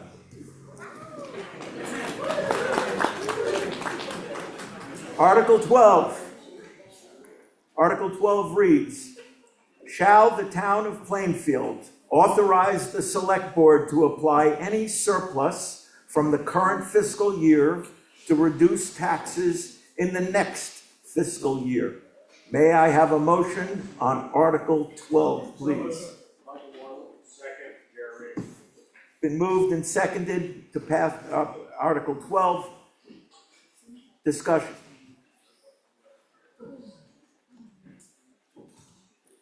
Seeing none.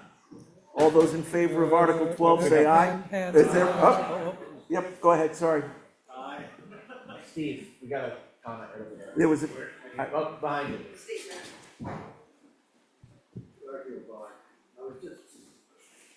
Garfield Barnes. Your name, please. Garfield Barnes. Thank you. And I was just wondering if anything that was left over could be reserved as a contingency for, like a rainy day, rather than going through and having to have everybody get back 57 cents or $2 and whatever it might be. Is that possible? It's our choice, right? Well, it is our choice. So what typically happens is if there's unattributed surplus in June, at the end of June, before anybody gets a tax bill, that surplus would then be put towards the next year, and then the tax bills would be decided on. So the idea is it would buy down tax bills before the tax bills happen. And so this taxable amount that we just set of to raise of 1,326,000, et cetera, could become smaller if we have extra money. So that's the idea. We definitely don't have to do that. It's, I think, what we've done, at least as long as I've been in town, but it is a way for us to ensure the lowest tax rate possible for the residents of Plainfield. Further discussion on Article 12. If you're ready for the question is, shall the town of Plainfield authorize the select board to apply any surplus from the current fiscal year to reduce taxes in the next fiscal year? All those in favor say aye. Aye. Opposed, no. The ayes appear to have it. The ayes do have it, and you've passed Article 12. Article 13. Shall the town vote to accept the provisions of public statutes relating to the collection of taxes by the town treasurer, VSA Section 32, Section 4791, and vote to collect municipal taxes 30 days from mailing and not prior to August 19, 2026, and collect school taxes on November 18, 2026, and February 10, 2027, collecting half the total school taxes on each of those dates. May I have a motion on Article 13? Been moved. Is there a second? Second. Discussion on Article 13. None? Seeing none? All those in favor say aye. Aye. Opposed, no? The ayes appear to have it. The ayes do have it, and you've passed Article 13. Article 14, to transact any other business that may properly come before the meeting. Michael?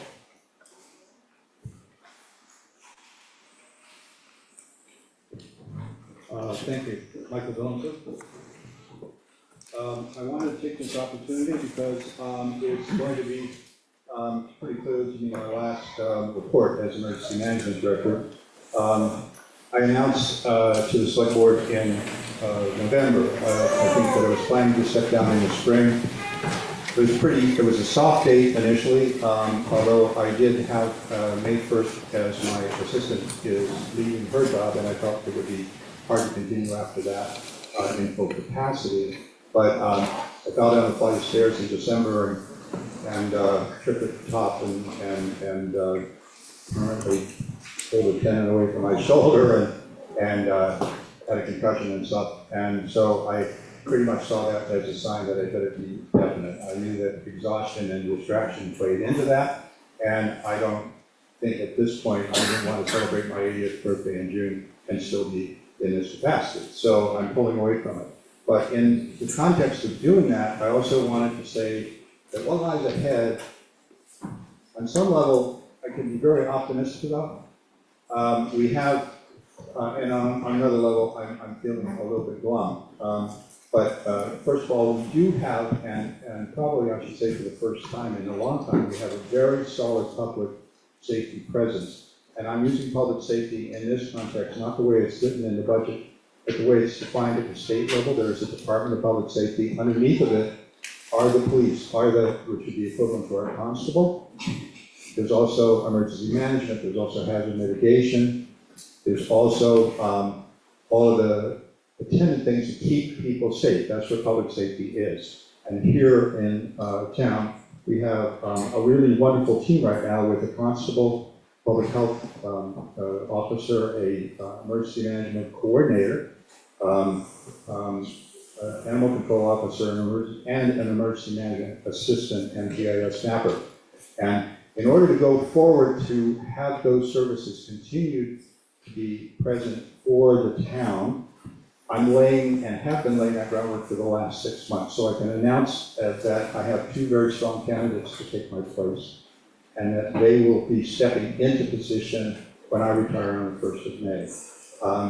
I'm also working on finding the funding to have another emergency management assistant paid for, in this case by AmeriCorps, starting in the summer, working under the new person who will take my place. So we can look forward to that. And then in the past, of course, we've had an enormously grueling year, actually, as Karen Hatcher certainly can speak to, and Josh. But our funding group started out with all of the multiple ways in which we've lost money, in which we've been hurt as a town by a constant procession of floods and financial disasters, in a sense, because there's a lot of costs going out, and we still don't know that all of those costs and money are going to come back. And so with our volunteers, people who have put in a tremendous amount of time, we've pulled through that particular rough patch. We're now waiting to see what the federal government would do. I mean, I'm familiar, as most of you are, that floods and were about our biggest issue all along in history. I mean, I grew up in Northfield and went to elementary school there, and I saw floods in Northfield, and there are floods in any valley town, and we're going to see those again in the future. What we've always counted on is having the federal government assist us. We've always counted on the fact that when we, and it's through the state, a lot of that funding comes. The state receives a big chunk of money from FEMA. And what I now know is that this war that has just gotten engaged in the last 3 days is costing $1 billion a day. That money is coming from the, quote, savings accomplished by DOGE as they gutted federal department after federal department and took away many of the skilled people that have helped our country navigate through enormous disasters. We've lost a skilled team, or part of a skilled team, and we lost the money.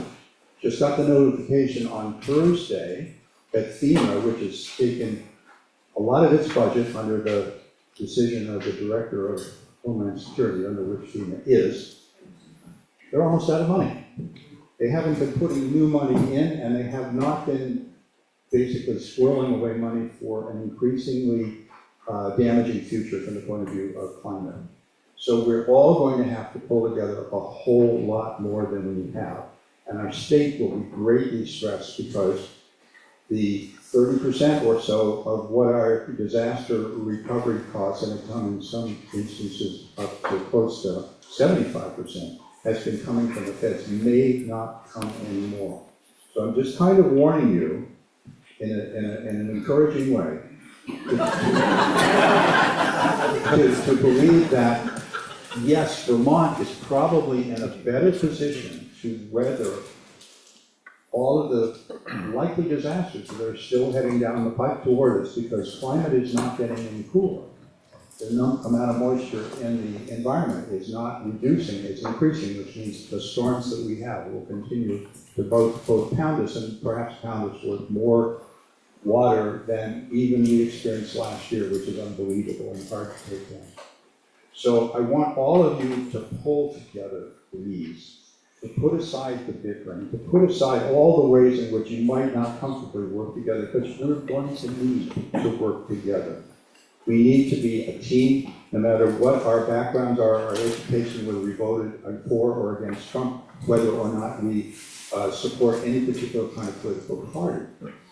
This is a Vermont town with a long history, and a lot of that history has included disasters where people have pulled together in the past. I'm encouraging you to continue to do that again in the future, and I hope from the town's point of view that we can have a skilled emergency management team working to see our way through each disaster as it occurs. But I thank you for all your support, for the select board support, and for everyone else's support, and let us go forward, hopefully with optimism and collaboration.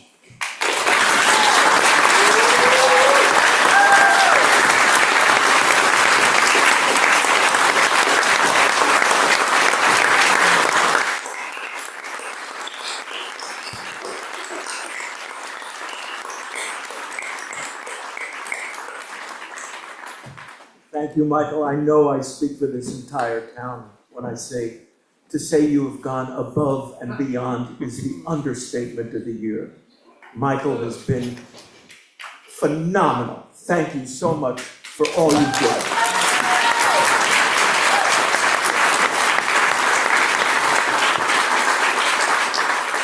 Other business. Becky? Hi. We still have some ice laces here.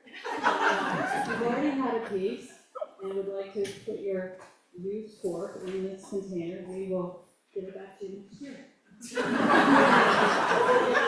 It'll be clean. Other. So please bring your corks back and come get another piece of pie. We've got about, I don't know how many, but they look wonderful. Bob? Are you? Yeah. Oh.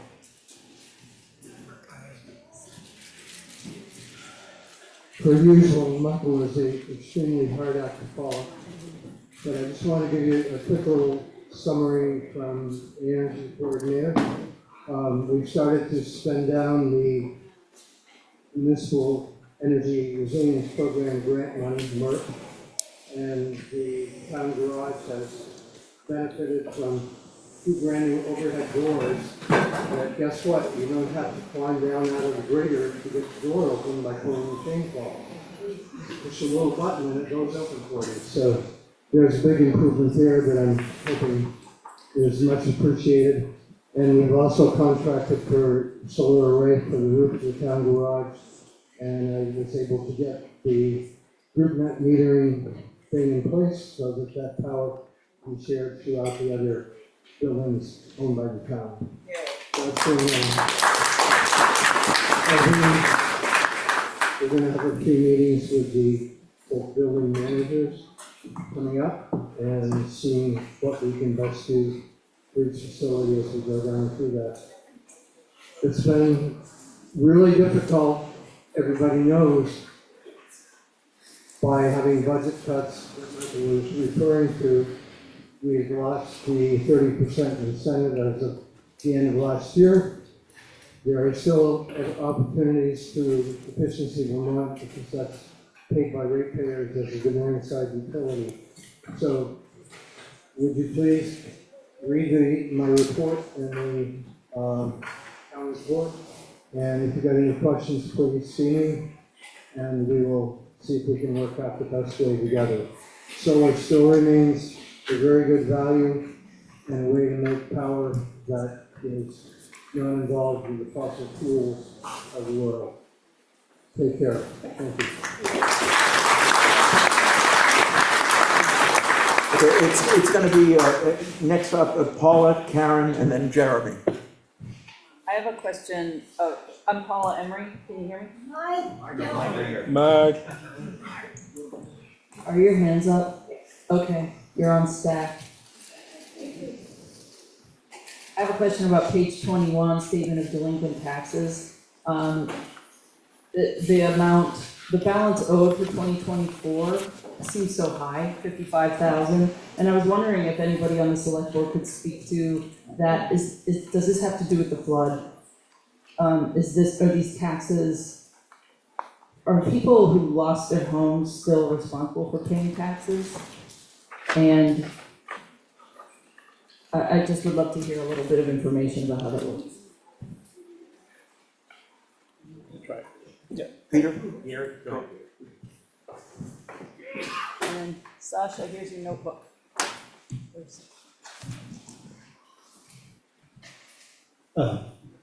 Peter Youngbear. Paul, I heard 2 different questions there. I'll take the second one first. Do people who lost their homes, are they still paying taxes? The answer is yes, but in most cases, the listers, if not all cases, and the listers can correct me here if I'm wrong, but the land values and house values were much reduced. There was a major, I can't remember how many, some 30, 32, 36 properties where we abated taxes in the year immediately following the flood. And then the reappraisals took those reduced values into account. So that's that. The first part of your question had to do with the delinquent tax collectors report. And I was just trying to look back to the year before from last year's report. It is not unusual to see a high number in the most recent year.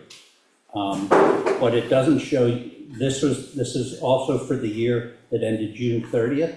So it's not what's going on in the current year. This is the report for the year that ended already. So. Karen?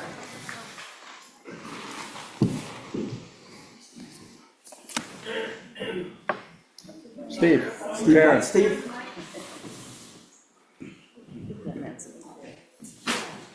Thank you. I just wanted to take a moment to thank and acknowledge Carl Bissett.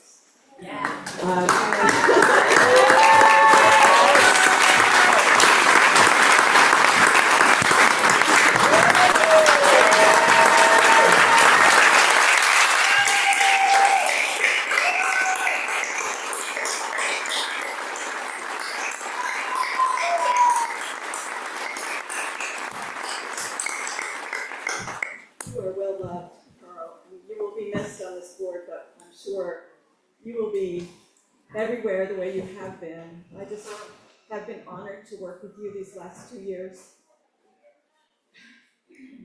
There is no one with a bigger heart for this town than you.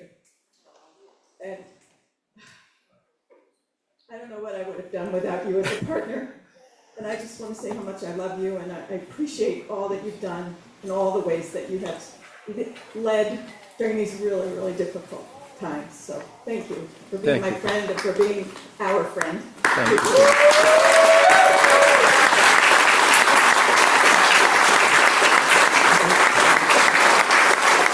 Karen, I would just like to take a moment to say amen.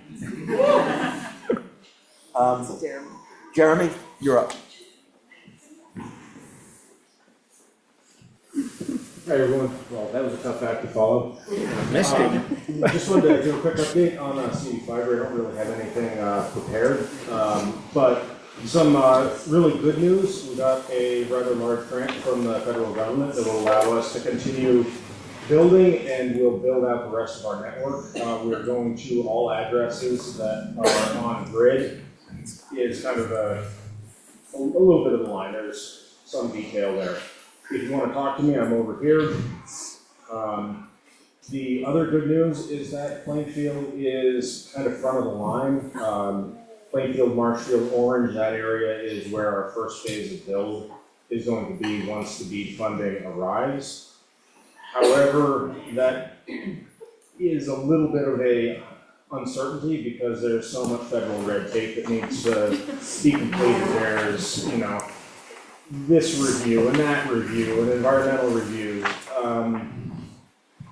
I don't have a firm date still, which is frustrating. I've been at this for, close to a decade now, trying to push this forward, and we're still working on it, and we still don't have a date of like, we're going to be served by this and such a date. But we're getting close, and yeah, if you have any questions, come by and have a chat with me.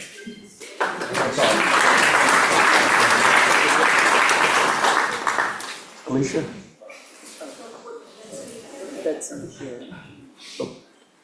Oh, I'm sorry, I got it out of order, but Betsy's next after. Alicia Rice, I remember chair of the Plainfield Accessibility Advisory Group, and I want to sorry, okay, better. I'm in New York, but I understand I'm too loud. I want to recognize that one is also think about the fact that although some people chose not to come today, there are people who are not represented in this room because they couldn't be here for accessibility reasons. Accessibility means more than having a lift, which I'm glad we have. Vermont is one of the unique states in our union, if you will, that has voting laws that fly in the face of the Americans with Disability Act and its own disability laws, which in fact are more expansive than the ADA. The ADA needs to be the floor, it doesn't need to be the ceiling, and we have made our disability protections for inclusion stronger in Vermont. But the Vermont voting laws, which began hundreds of years ago, and more recently, the Secretary of State's interpretation of them have really amounted, whether intentionally or not, to voter suppression for many, many people with disabilities. And that's not all. People who are not able to be in the room, maybe people with children with special, with needs that can't be accommodated at the daycare, which we thoughtfully provide. People who are elderly, people with transportation issues, a variety. People, it's a class issue. People who don't get this day off, can't afford to take a day off unpaid, and don't have personal days. Why am I telling you to go to this other than to say, gee, what a bummer? I mean, we really think of ourselves as being a very caring and inclusive state and town. The Accessibility Advisory Committee is going to be launching a public education and outreach program this year, which our intention is to bring an article for the somewhat revision of how we do town meeting, some alterations, modifications to this group next year, okay, as an article. What I'm asking you is to, we all have really busy lives and we all get way too many notifications. But we really need everyone to, when we put out calls for input, or we have public meetings, because we want to educate people, and we want to hear what you have to say. We want to come to a solution together, not by us showing up and suggesting one or trying to impose one.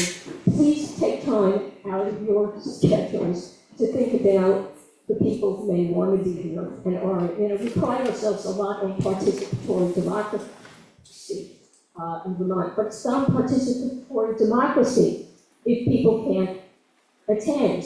Floor votes are usually maybe only 2%, as they're currently conducted, of people in a town. There are ways to make that better. We can do better. Vermont actually ranked 49th in terms of disability program access, which I think is pretty appalling. So again, thank you all for being here, and thank you all for being the people who know we are as a town who care. And I'd like to echo Michael's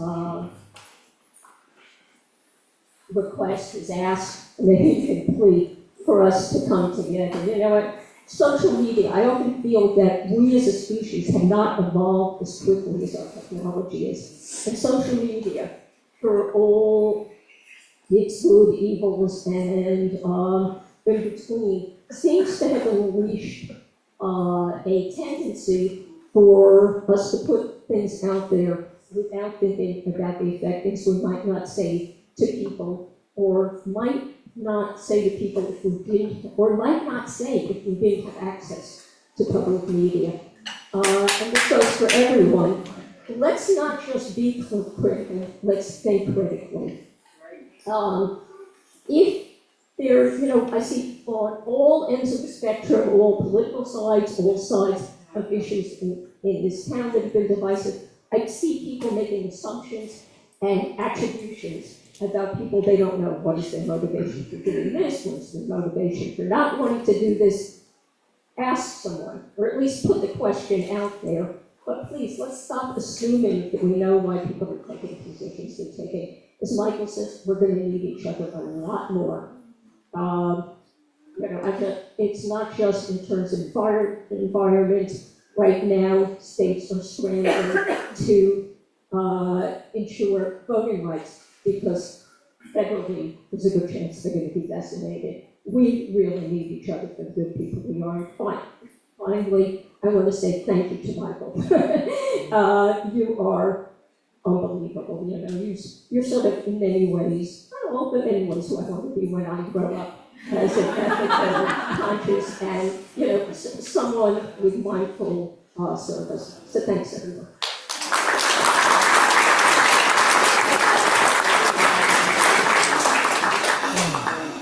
I just want to say a couple things. Betsy,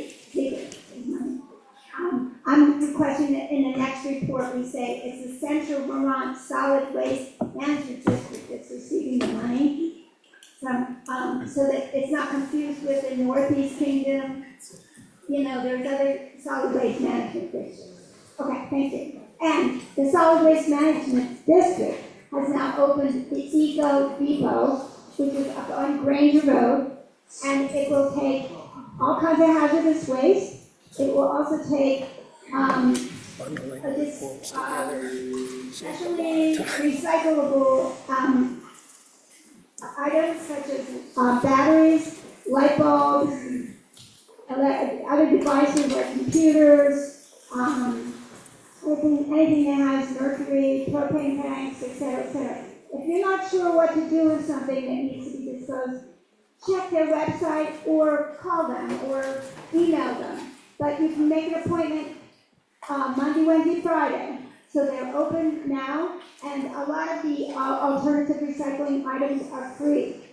So thank you. And the other thing is, as a representative, I could use an alternative. I could use an alternative too. But anyway, we could use an alternate. So if there's anybody interested, they're a really well-run organization, and it's a worthwhile spending. It's usually worthwhile spending the time at the meeting. I want to say one more thing. Thank you to the people who are leaving us and who have put in so much over the last years. Sam Singas, Carl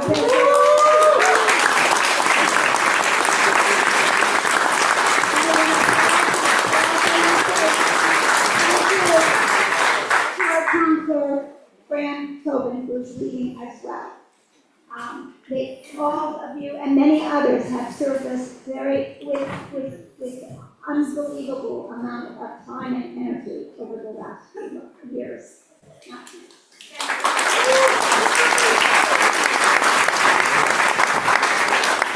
I believe you have something, make a statement and then hand it up to us, please.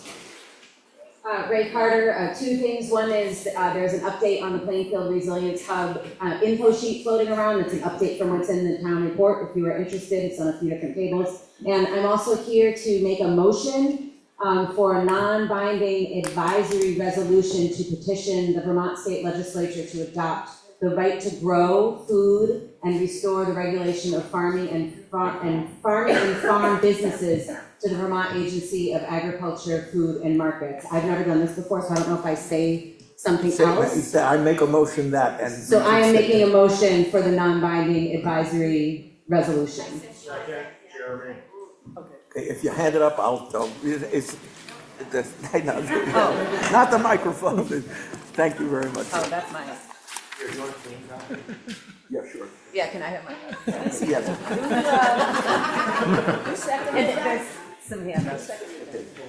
So it's been moved and seconded. This is the right to grow food. This is how Ray's resolution reads. A non-binding resolution to petition the state legislature to adopt the right to grow food and restore the regulation of farming and farm business to the Vermont Agency of Agriculture and Food Markets. This non-binding resolution is intended to encourage the state legislature to restore the long-standing exemption for farms and municipal zonings and to codify the right to grow food that clearly includes the right to raise livestock and to sell agricultural products. The Vermont Supreme Court ruled on May 30th, 2025, read Taft Street, DRB and NOV Appeals, 2025, Vermont, that farming is not exempt from all municipal regulation. Instead, the court interpreted exemption in 24 VSA section 4413D 1A, the multiple zoning statute, as a reference only to the policies and standards intended to reduce agricultural and water pollution. The court concluded that municipalities may regulate all aspects of farming that do not relate to water quality, thereby setting a new precedent in stark contrast to the previous statewide understanding that farming is exempt from municipal regulations. Granting municipalities this new authority allows them to determine where farming may or may not occur and potentially require new permitting for events, farm structures, and other farming activities, all of which would add regulatory hurdles, operational costs, and additional burdens to farms, many of which already struggle with financial vulnerability and viability, as all qualifying farms are subject to RAPS, Required Agricultural Practices, overseen by the Vermont Agency of Agriculture and Food Markets, regardless of their relationship to a water body. This ruling and newly granted authority creates where a farm is located. A confusing and complex, Regardless of their relationship to it, this ruling and newly granted authority creates a confusing and complex mosaic of regulatory oversight that farms now face, which depend on where a farm is located. It could be subject to different levels of local regulations and oversight that others are not exposed to. Town by town farm regulation variances create a patchwork of regulatory framework across the state, which will be difficult to navigate and administer. This ruling also raises questions for farmers whose operations cross town lines, potentially requiring different regulations for different parts of their farm properties, all subject to change over time. Allowing municipalities to regulate private and commercial food production threatens the agricultural economy with inconsistent and destabilizing regulations for farmers across the state, as well as for institutions that help keep farming alive in Vermont. Farmers are already grappling with many emerging challenges, including flooding and other impacts of a changing climate, changes to federal funds, and widespread inflation. Opening the door for municipal regulation of farms contradicts the long-standing policies, culture, and precedent that has protected Vermonters' rights to farm the land and that farm the land they have access to, hindering Vermont's ability to produce its own food, and by extension, compromising the state's food security. The long-standing interpretation of the legislative intent has been that agriculture is not subject to municipal regulations, including practices defined by the jurisdiction of the state agency of agriculture, food, and markets. Almost there, folks. The new ruling diverges from this interpretation intent and now draws a distinction between regulation of agricultural practices broadly and the regulation of agricultural practices as they apply specifically to water quality impacts. This resolution proposes to resolve this divergence and return the ag exemption of 24 VSA section 4413D1A back to its original intent, as well as to codify the right to grow food for anyone engaging in substance or cultivating practices that are beneath the criteria of the RAP rule in order to protect the rights of the public to engage in food growing practices on any land they have access to. Has there been a second? Been moved and seconded. Discussion. Oh. Could you read the second? Oh, I'm sorry. There's a back page. Oh my God. Okay. Therefore, okay, I'm going to skip this part. Be it resolved. Here's. I think this is the meat of it. Ray, please correct me if I have this wrong, please. Therefore, be it resolved that the town of Plainfield petitions the legislature of the state of Vermont to restore the municipal zoning exemption for farming and ensure statewide consistency in the regulation of farming and agriculture under the authority and expertise of the Vermont Agency of Agriculture, Food and Markets.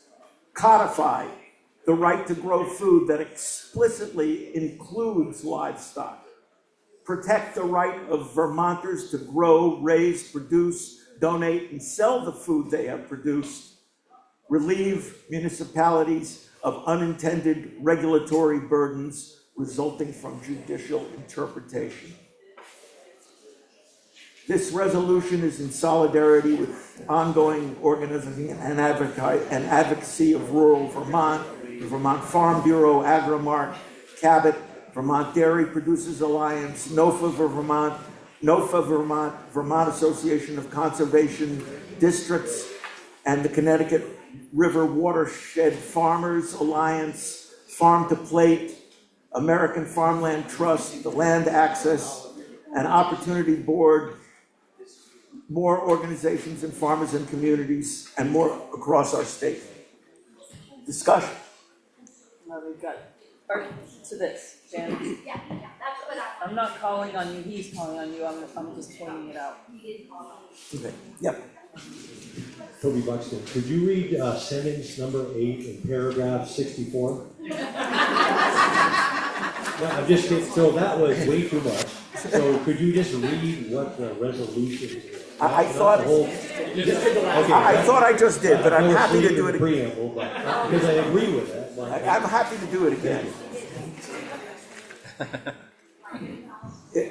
So the resolution, therefore be it resolved that the town of Plainfield petitions the legislature of the state of Vermont to restore the municipal zoning exemption for farming and ensure statewide consistency in the regulation of farming and agriculture under the authority and expertise of the Vermont Agency of Agriculture, Food and Markets. That's one bullet point. The second bullet point, codify a right to grow food that explicitly includes livestock. The next bullet point, protect the right of Vermonters to grow, raise, produce, donate, and sell the food they have produced. And the final bullet point, relieve municipalities of unintended regulatory burdens resulting from judicial interpretation. Amen. Ray, I just want to make sure we have it exactly right, wherever you are. Yeah, I did not write this. Yes. This is, yes, that is what is proposed by all of those organizations. Okay, further discussion in that case. Ellen? I'm sorry, where are we? Janice first, and then Ellen, I think. I just want to speak from a town perspective, as a member of the DRB, adding more municipal rules by volunteer boards in towns that we don't have any expertise over, controlling farms and people growing food is not a wise idea. So as a town representative, if somebody has to enforce rules, I still not support what happened in the law, and I support us wholeheartedly allowing people to grow food and to care for animals, and there are other ways if we find issues with people care for livestock, we can deal with that through animal control and through the state humane situation. So we don't need more laws in towns to regulate things that we already have laws for. We need people to be able to grow food and share food without municipal rules. That's what I want to say.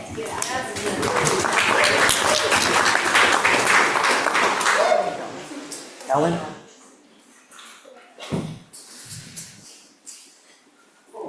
I don't know about. We need your name again, Ellen, sorry. What's that? Your name. Oh, Ellen Selkowitz. Thank you. I didn't have a chance of being able to process all that. I can't imagine that I wouldn't want to support this, just based on what I could understand. But I find it really difficult when we have non-binding proposals at the end of long meetings to really be informed about voting on them. And this is more of a question about that process.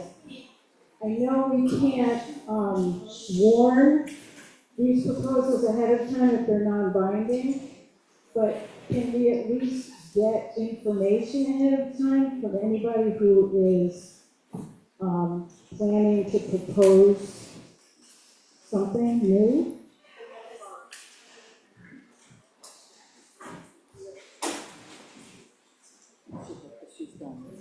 Okay, in the balcony?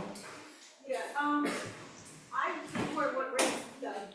Who is this? I know she didn't You write have that. to give your name, please. Steph Barnwell, I used to work at the public. From everything I've been reading online, there is a tremendous amount of pressure from the billionaires to greatly suppress our freedom of sovereignty with seed saving, food growing, and keeping it within our freedom to be able to do. They have a large intention, Bill Gates specifically, who owns a great percentage of every seed bank on the planet, to interfere with our freedom as far as seed savings, food sovereignty globally. It's not just here that they're trying to do this here. And I feel like this is an extremely important thing that we need to be researching. I'm very upset with the fact that that legislation has already inhibited our ability to do some of this.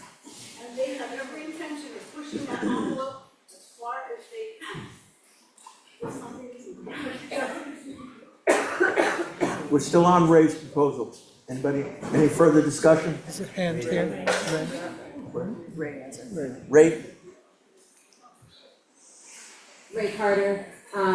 This information has been circulating through the different organizations that were mentioned, being asked to be on town meeting agendas. And it wasn't until 6 o'clock last night that I was asked to do this. And so I did the best that I could. I know that it would be pushback around the non-binding resolution. And I took a risk to bring this forward because I think it's important for this community as a farmer, as the volunteer manager of the farmer's market. I printed out on my own printer a couple of copies to hand it and did the best that I could to bring this forward. This is something that is going to impact us all, and this is something that Marshfield already passed and other towns are passing, and rather than it being called on individuals to contact state legislators over and over, which we are already doing for so many reasons, this is something that the whole town can communicate about, and I will take the responsibility of, if it does pass, go and make sure that that's reported back so that it gets back to the legislature. Thank you so much.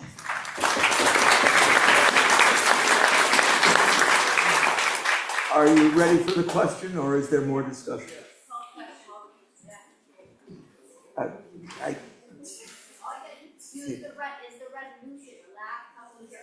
Yeah, I think we're there, if I may. So the question is, if there's no more, the question is, therefore, be it resolved that the town of Plainfield petitions the legislature of the state of Vermont to restore the municipal zoning exemption for farming and ensure statewide consistency in the regulation of farming and agriculture under the authority and expertise of the Vermont Agency of Agriculture, Food and Markets. Next bullet point, codify the right to grow food that is that explicitly includes livestock. Bullet point, protect the right of Vermonters to grow, raise, produce, donate, and sell food they have produced.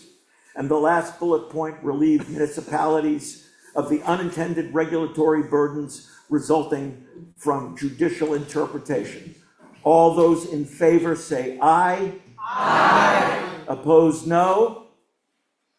The ayes appear to have it. The ayes do have it, and you have passed the resolution.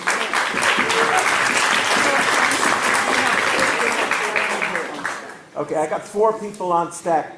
Janice, Deborah, Paula, and Michael. I was gonna do the same resolution, so. Okay, Deborah? All right, so another non-binding resolution that I would like to bring to the town is that I would like the town of Plainfield to urge to make a statement, you know this is non-binding, but to make a statement that we urge the abolishment of ICE to keep all of our citizens safe. Okay, can you hand it up, Deborah? Do you have it written? I just scribbled it. We'll do our best to interpret scribble. Okay, is there a second? I'll second. Okay. It's discussion. Immigration and Customs Enforcement is what ICE is. All right, let's see if I can read this scribble here. Are you ready for the question? If you're ready for the question, that is a non-binding statement that the town of Plainfield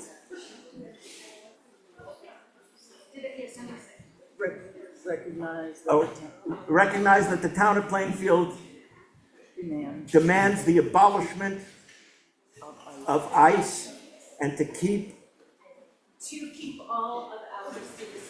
And to keep all our citizens safe. So the statement that we abolish ICE and keep all the citizens safe, it's been moved and seconded. Is there any further discussion?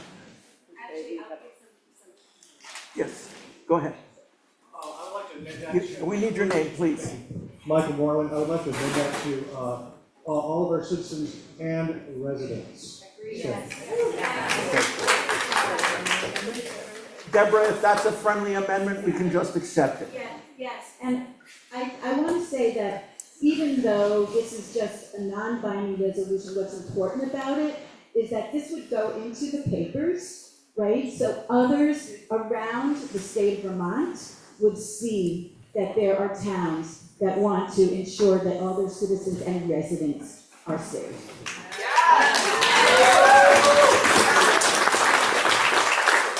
I'm just waiting a minute while Paula puts this in a form I can read.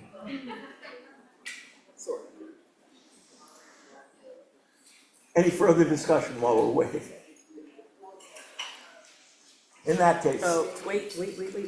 To keep, what did you say, all of our residents? Citizens and residents.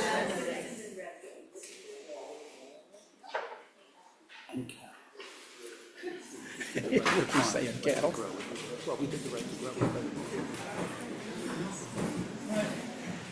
Okay, so it has been moved and seconded that the town of Plainfield demands the abolishment of ICE to keep all of our citizens and residents safe. All those in favor, please say aye. Aye. All those opposed, no. The ayes appear to have it, the ayes do have it, and we pass it. Paula, you're up next. And Michael, you're up after me. I am the Plainfield representative to the Central Vermont Regional Plan. Oh, sorry. My name is Paula Emery. I am your Plainfield representative to the Central Vermont Regional Planning Commission. That means, I want you to think about region as a watershed, as a bioregion, right? We are one little speck in a much bigger place. So when we talk about responsible development and all that, I really want to encourage people to join me when I go to these meetings. They're really excellent conversations most of the time. You can go by Zoom, or you can ride in a car with me to Montpelier. And a lot of times there's pizza. So it's the second Tuesday of every month. And it's fascinating, and it will help, it can help to sort of build understanding for people who want to really focus on responsible development. Okay. Michael, I think you're next. I'll take that. Michael Billingsley.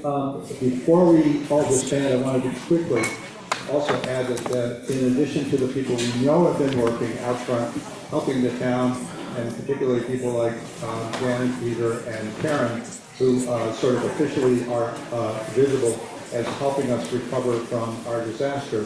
There are also two people whose efforts are also heroic and involve not just hours, but weeks and weeks and weeks of solid effort on whose coattails I now and others are getting the benefit, particularly in terms of grants that were written or programs that are coming to fruit or repairs to our highways, and that is Gary Smith, who has just retired as from the funding group and whose work was incredibly important in breaking down the the Brook Road and other assorted infrastructure projects, and also Michael Zahner, who, although a Marshfield resident, devoted an incredible amount of time to help us get through a state and federal process to bring into the town hundreds of thousands of dollars, which we are in the process of putting to work. So I'd like to just add my thanks.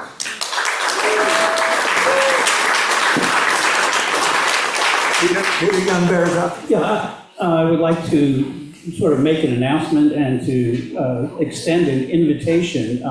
Several folks, Betsy, Paula, stand up and say they are our representative to such and such a committee or commission, etc. Most of those are annual appointments, and those will all come up a week from now when the new select board has what is known in the statute as its organizational meeting.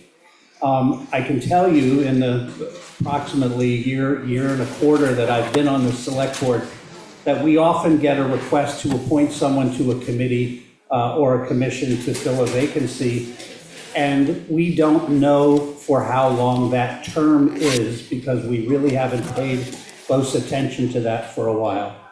I have been comparing the list that appears in the beginning of this year's annual report with last year's, and there are innumerable inconsistencies in the terms. And we've been trying to get that straightened out. But in the meantime, if you are one of those appointees and would like to be reappointed, please contact Jamie at the town clerk's office and let them know. They've been keeping a list, and let's certainly let the select board know. And if you know the term of your office, we need to know that as well. This is something we've been trying to clean up along with a number of other things, and your help is appreciated. On the town website has been a list of vacancies. Those continue.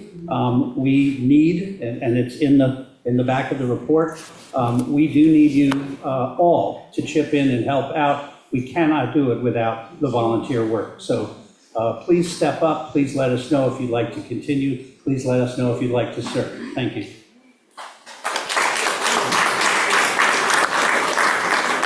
Is there anything else to come up under other business? Seeing none, I would be more than delighted to entertain a motion to adjourn. Is there a second? All those in favor of adjournment say aye. Aye. All those opposed, keep it quiet.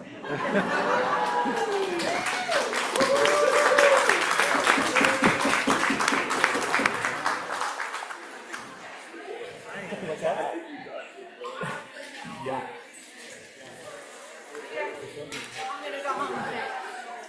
Okay, so I have a car here. Okay.